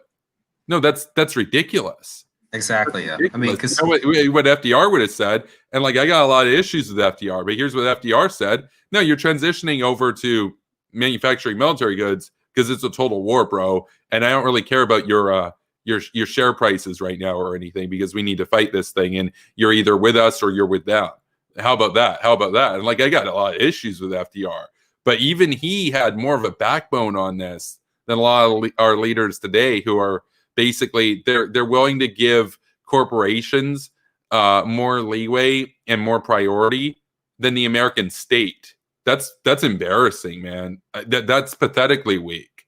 So we need to have people who understand that corporations don't win wars. Innovation and whatnot can drive the potential to win wars, yes, and it can increase your equivalent manufacturing capacity, yes, but corporations run amok. Corporations left to their own devices are basically like what Machiavelli described with mercenaries, which is, in peacetime, they might be cool, but in wartime they kind of run for the hills and everything, and they're unreliable. So if corporations, I'll say this, if corporations get to be people and they have all the rights and stuff as people, then they have to swear allegiance and they have to be patriots, right? And they also can be found guilty of treason if they're people, because people can. If you're people out there, you can be a traitor against your country. So if you're a corporation, you can also be a traitor. How about that? So how about you get the same rights, but you also get the same responsibilities? Exactly. That's the new social contract. How about you want to be people? Cool. There's a social contract. You have to follow it. If you don't, then you're contrary to the national interest. How about that? So yeah, I totally agree with you. Like, Have you ever seen a funny Disney special with Donald Duck where he's living in a Nazi America? You Oh, know, a and long, it's long time ago.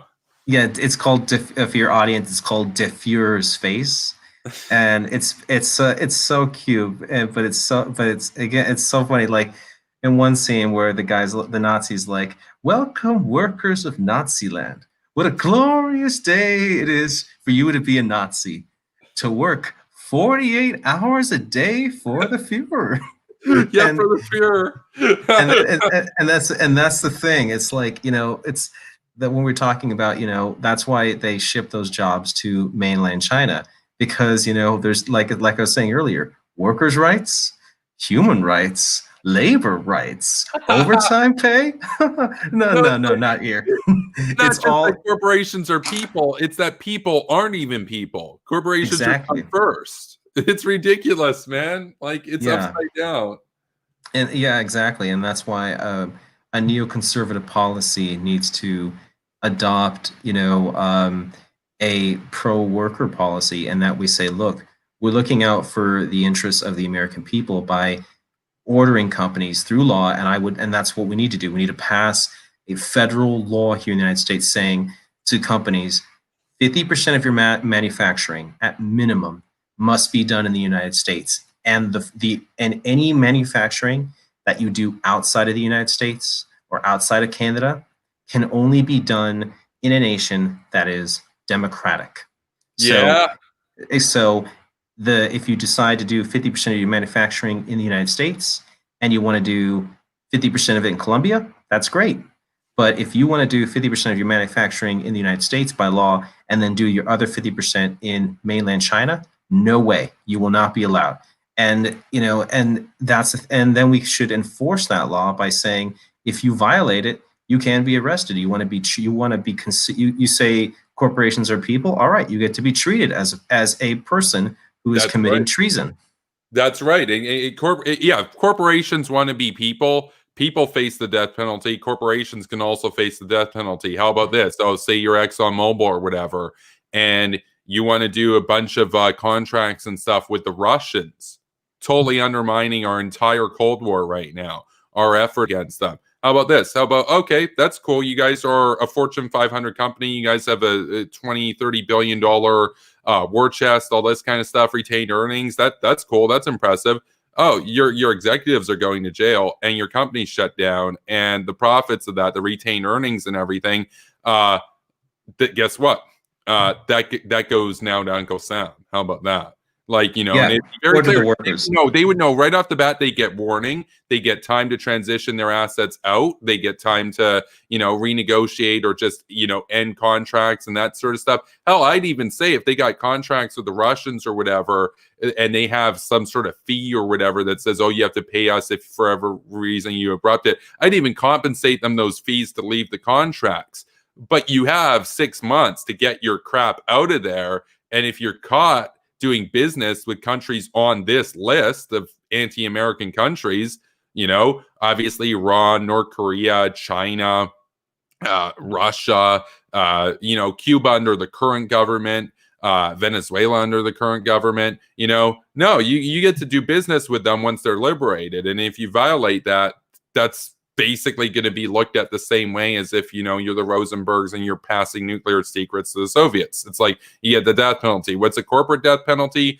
That corporation no longer exists and all their assets go back to the American people. So that'd be my stance on it. That'd be my stance. And you could say, and I know what Globe Twitter would say. They would say, oh, you sound like AOC. You sound like Young Turks. You sound like a communist or whatever.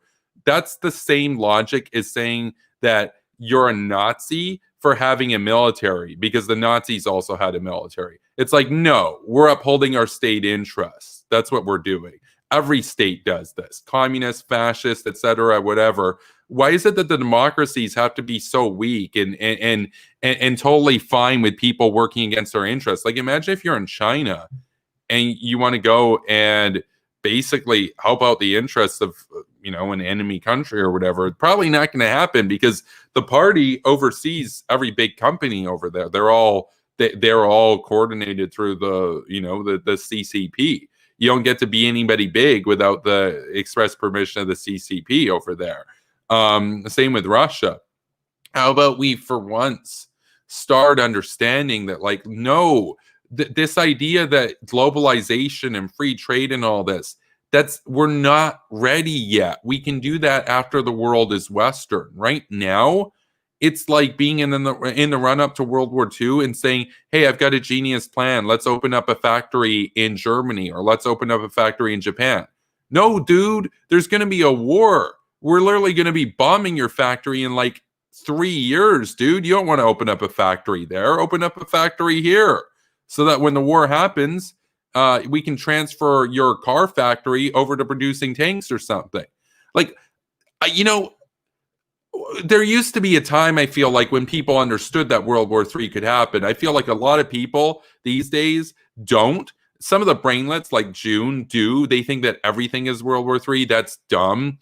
But there is going to be a third world war, and we should probably be ready for it, and we should probably be able to win, you know? Because otherwise, if they win, we're done. We don't get a second shot. The West might never come back for millions of years. We might always have tyranny, because guess what? They have the surveillance tech now that the West invented out of our ingenuity that they'll use in the service of their 1984 style systems. Guess what? The French Revolution, that kind of stuff, they didn't, you know, the monarchs didn't have the tech now that autocrats do. It would be a lot harder to redo the Enlightenment all over again when they've got chips in your body and there's a social credit system and all that's pretty hard. We might never revive freedom again. You know, it's like what Bob Kagan talks about with The Jungle Grows Back. The idea that it was to say that we win. If they're willing to fight and we're not willing to fight, then they can win. And if they win, well, maybe the rest of human history is just authoritarianism. Maybe that. Who says that democracy has to win? If we're not going to fight for it, why would democracy win? Like, why would that happen? You know, because the universe doesn't care who wins. We have to fight for our interests, you know? And we start by waking up.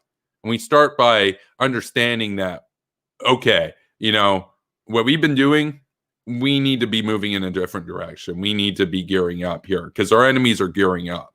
So there's going to be a third world war down the road. So I'd like to make it as painless as possible and as, you know, short victory as possible. So that's my stance. But we are coming up on, well, we're a little past the 2-hour mark here. So I do need to wrap this up pretty soon. It is pretty late, but I want to thank you for coming on, Net7. And if you're still here, is a bit of a rant on my part. But if you're still here, I'll give you the floor to make any closing remarks. And with that, you know, you have the floor, sir. Yeah. So neoconservatives, you know, we need to go back to the protectionist policies in which focus on protecting, you know, American workers, Canadian workers, essentially to keep our people employed with good paying jobs, because shipping those jobs overseas for cheap goods does no one any help if you can't pay your rent. I don't care if you can go to the 99-cent store and buy 10 items for $10. If you don't have enough money to pay your rent and you're struggling in a job to where, you know, you're making minimum wage, you know, like, well, what can I do? We also need to adopt a more interventionist policy. And yes, an anti-communist policy does help the Republican Party. Look at Florida. Again, Hispanic voters swung the state in favor of Republicans greatly in this election, you know, because of the anti-communist rhetoric, you know, and we also need to adopt a policy of, you know, standing up to dictators abroad, you know, like in the Kremlin, like in the CCP, and fight for American freedom, fight for freedom for people globally. And, you know, while at the same time, you know, understanding that, you know, we need to look out for our economic interests. So, and it's a winning policy. Paleoconservatives can again have a terrible foreign policy. We have the right foreign policy. And, you know, neoliberals have a good foreign policy, but they have a terrible economic policy. We need to take the policy of protectionism and the policy of interventionism and put them together. And when we take the good from we take those good policies and put them together, that's what makes the neoconservative, and that is how we will win elections. We take the protectionism away. We take the protectionism away from the paleocons, and we take the internationalism, interventionist policy away from the neoliberals. And what do you get? A neoconservative. And that is how we will win. And I want to thank everyone for coming on the stream. Good night to everyone. Thank you so much. And don't forget, death to all tyrants. Death to all tyrants. That's right. There you go. I love it. I love it. I love it, man. Oh, man. Yeah. Thanks for everybody for being in the chat tonight. We still have 12 people here. Of course, thanks to Net7 for coming on. Always good to be joined by Net7, man. Oh, dude. Okay. He's based. And big thanks to Henry as well. Very based dude for coming on earlier. Always good to talk with Henry as well. So we got a lot of people in the chat this evening. Good to see. So thanks for spending, a couple hours this evening with us. And, of course, I'll be back tomorrow. We didn't get that much new data tonight. We did see Georgia basically become, within a few hundred votes, down from 20,000 vote difference last night. So that was interesting. Potential to flip there. Could be a recount. Probably going to be a recount. We'll see how that plays out. Military votes coming in by, thousands, going to favor Donald Trump. So we'll see what happens there. Donald Trump could still hold Georgia. I think it's still probably likely that he will hold Georgia at the end of the day. But even if he gets Georgia, and even if he gets Nevada, and even if he gets Arizona and North Carolina, but Biden, I believe it is the case even if we give Trump all these other states, just running the numbers right now. That's right. Even if we give Trump all of them, Nevada, Arizona, Georgia, North Carolina, but Biden takes Pennsylvania, yeah, it's over. It's over for Trump. So it's like Henry said, far more possibilities, far more paths, far more combinations here that favor Joe Biden.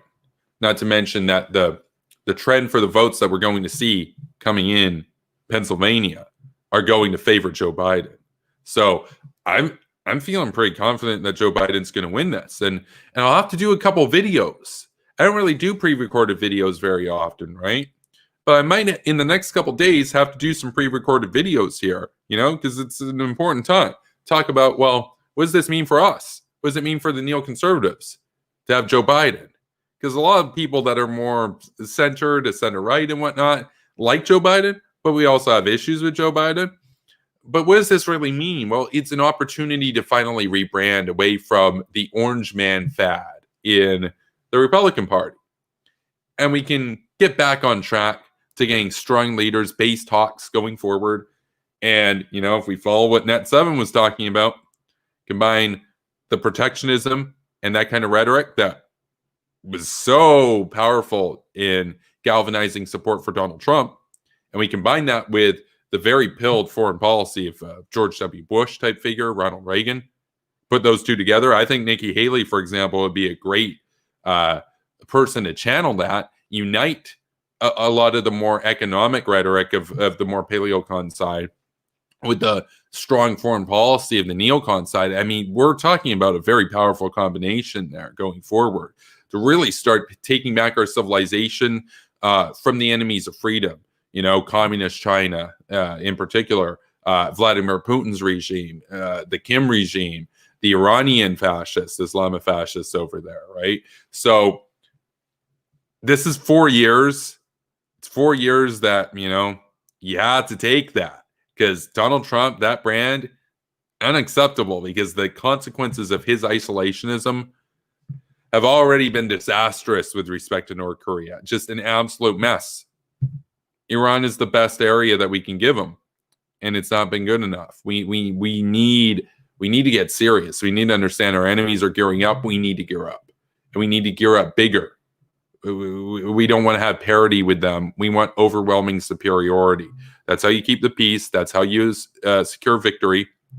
You don't secure victory by saying, "Oh, we're the good guys, so we win at the end of the day." No, there are no good guys or bad guys. It matters who's strongest. Now, if you care about human rights and everything, sure, we're the good guys. Cool.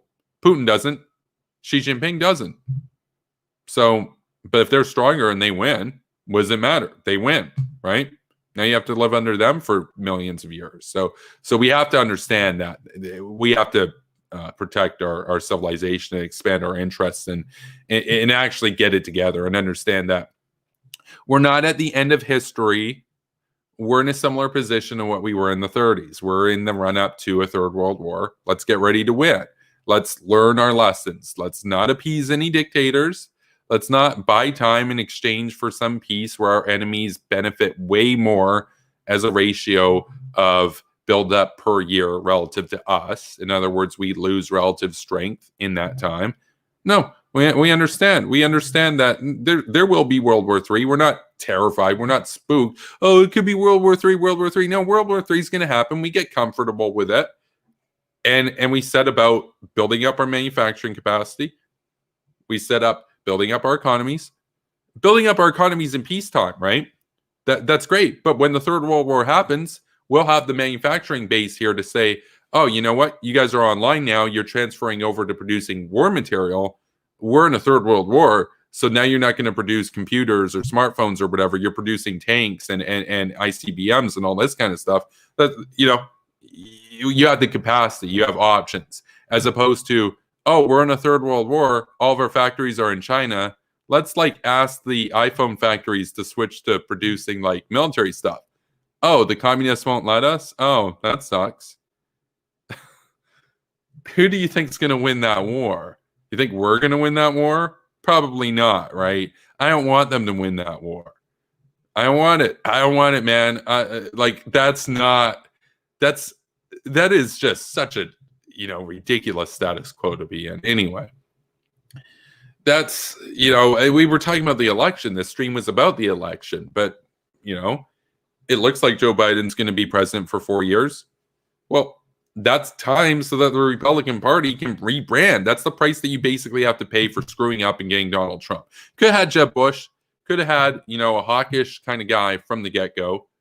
But you didn't. You went with Donald Trump, and now you need to do this 4-year recovery period and all this kind of stuff. And it sucks, but it's necessary.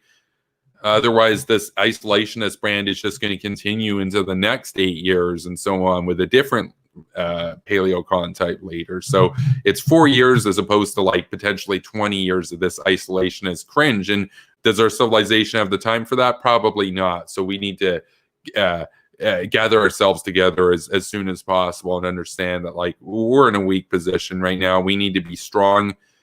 And this is a reset period if Joe Biden wins, right? If you're a Republican, it's a reset period. And that's an opportunity. That's an opportunity to get somebody like Nikki Haley. It's an opportunity to get somebody like Marco Rubio. It's an opportunity to get somebody that could live up to the legacy of John McCain, for example, right? So you don't want to go in the direction of Donald Trump. Joe Biden, will he even run in 2024? That remains to be seen. He'll largely be mostly a lame duck president on domestic level. Sure. On foreign policy, I wish he was as hawkish as he was in the 90s, but we should be cautious not to kid ourselves, okay? Is he going to be like he was in the 90s? Probably not. One of my friends earlier tonight, Wyatt, was talking about how Biden, by and large, is kind of following trends here. That in the 90s, it was cool to kind of be hawkish, and now it's not. And he was hawkish in the 90s, and now he's not. So, it's unfortunate. It's unfortunate. I wish we could have a more hawkish and a more, serious leader going in here, right? I mean, Joe Biden's plenty enough professional, but to what extent has he changed, and to what extent is he going to be influenced by those around him that are in the direction of the progressive movement that will undermine national security interests and humanitarian interests, right? So that's a problem. That's a big problem. We can talk about that. I want to be clear, and I'll do a video on this, but I want to be clear for the record. I've had a lot of streams very critical of Donald Trump.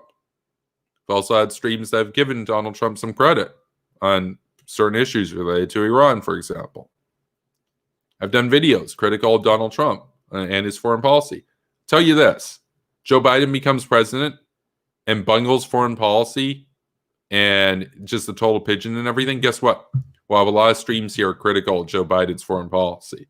You're going to get the same, hard-hitting criticism and critiques as he did against the orange man as you will against the ice cream man, right? It's like, and I'll also give the ice cream man credit where credit is due, just like I gave the orange man credit where credit is due. Because I'm not one of those guys who's like, oh, well, I supported Biden, so if Biden does something, I'm going to have to support him. No.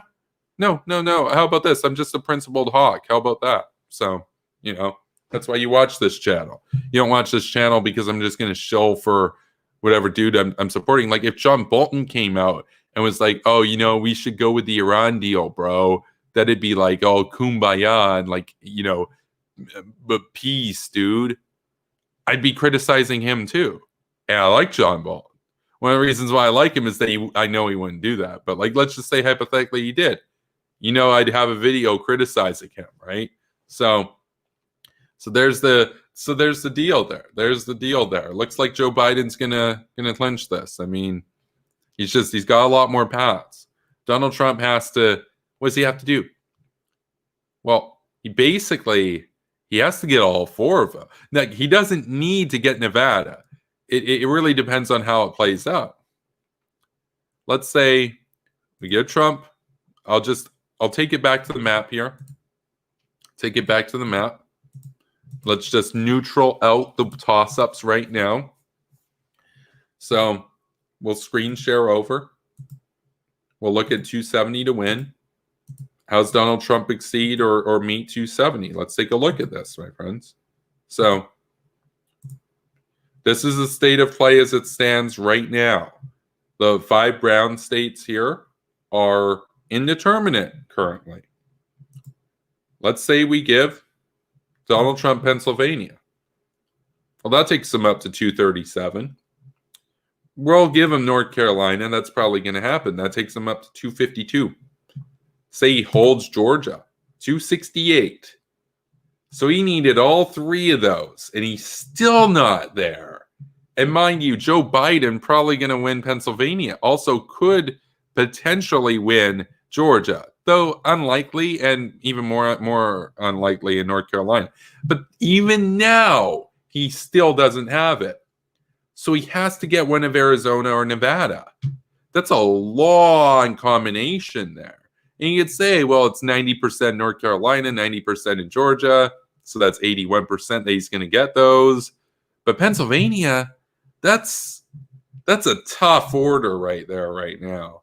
The way that the trends are going, probably not going to happen. Probably not going to happen, even if he's successful in getting those postmarked ballots overturned.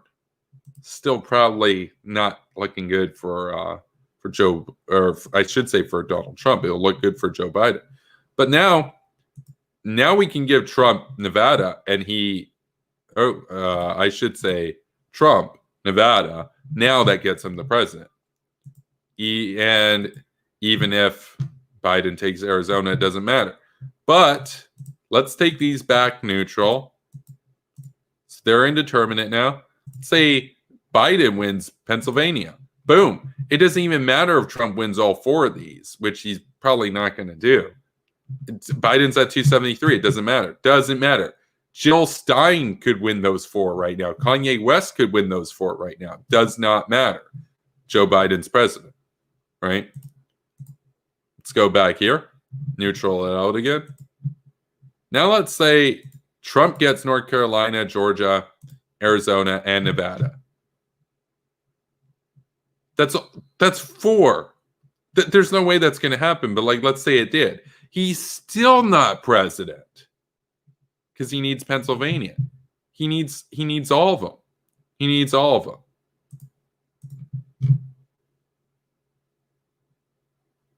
It's crazy. But if for example, Donald Trump does have Pennsylvania. He has Nevada, he has Arizona, and he has North Carolina. That's probably not going to happen. Now he's at 269. Now he still needs Georgia. Like, the only leeway that Donald Trump has here in this is with Arizona or Nevada. But note that if you give Arizona and Nevada over to Joe Biden, then even if Trump holds Pennsylvania, Biden still reaches 270. Close election for sure, but he needs 3 of these, basically. Or I should say he needs 4 of them. With the exception of Pennsylvania, he has to have Pennsylvania as one of those 4. Basically, he needs Pennsylvania, North Carolina, and Georgia, plus 1 of Arizona or Nevada. Could be Nevada, and then you give Arizona to Biden, it doesn't matter. Trump's still at 274. That's a really tough position to be in. And it explains why, if you look at Donald Trump's Twitter, he's fuming and dooming. He's fuming and dooming, man. He's not happy. You know, he's not in a good position right now. So it looks like Joe Biden, you know, we'll be back here tomorrow night, right? We'll be back here tomorrow night. It looks like Joe Biden's going to take this probably. So, you know, but don't be too sad if you're Republican, because this gives you the opportunity now to rebrand away from this guy that, I mean, wow, what a mess. He went from all tough talk on North Korea to singing the praise and dusting the portraits. How embarrassing. You want to get that guy out. Everybody wants to get that guy out. Well, you're going to have to take 4 years of Joe Biden. But hey, man, here's one of the big things that I'll say about Joe Biden. Doesn't matter if you're a Republican or a Democrat watching tonight. Here's what you can give Joe Biden credit for. He thoroughly routed and just absolutely pummeled the progressive left. And I know a lot of people will say, oh, well, Joe Biden's progressive. Sure. He's the most progressive candidate that the Democrats have fielded, right?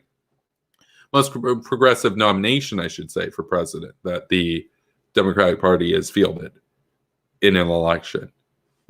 He's nowhere near what Bernie and AOC are. Like, there's progressive, like Joe Biden progressive, and then there's like Young Turks progressive, where they basically think that Joe Biden's a far right corporatist and stuff.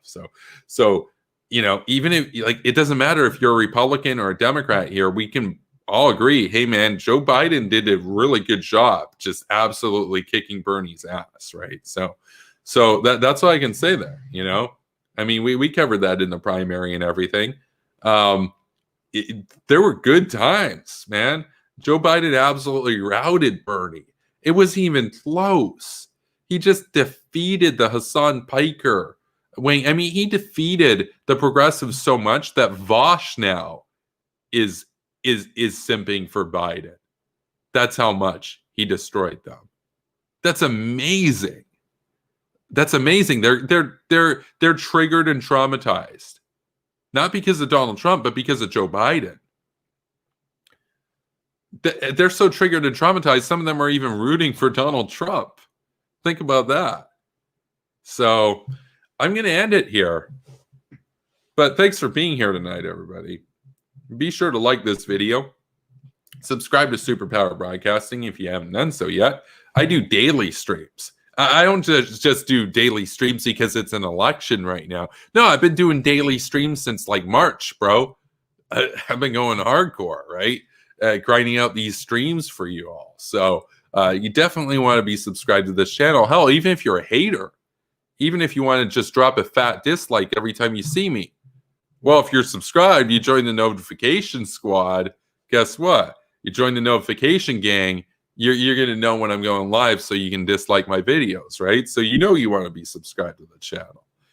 Additionally, you can also follow me over on Twitch. I stream simultaneously over to Twitch through StreamYard.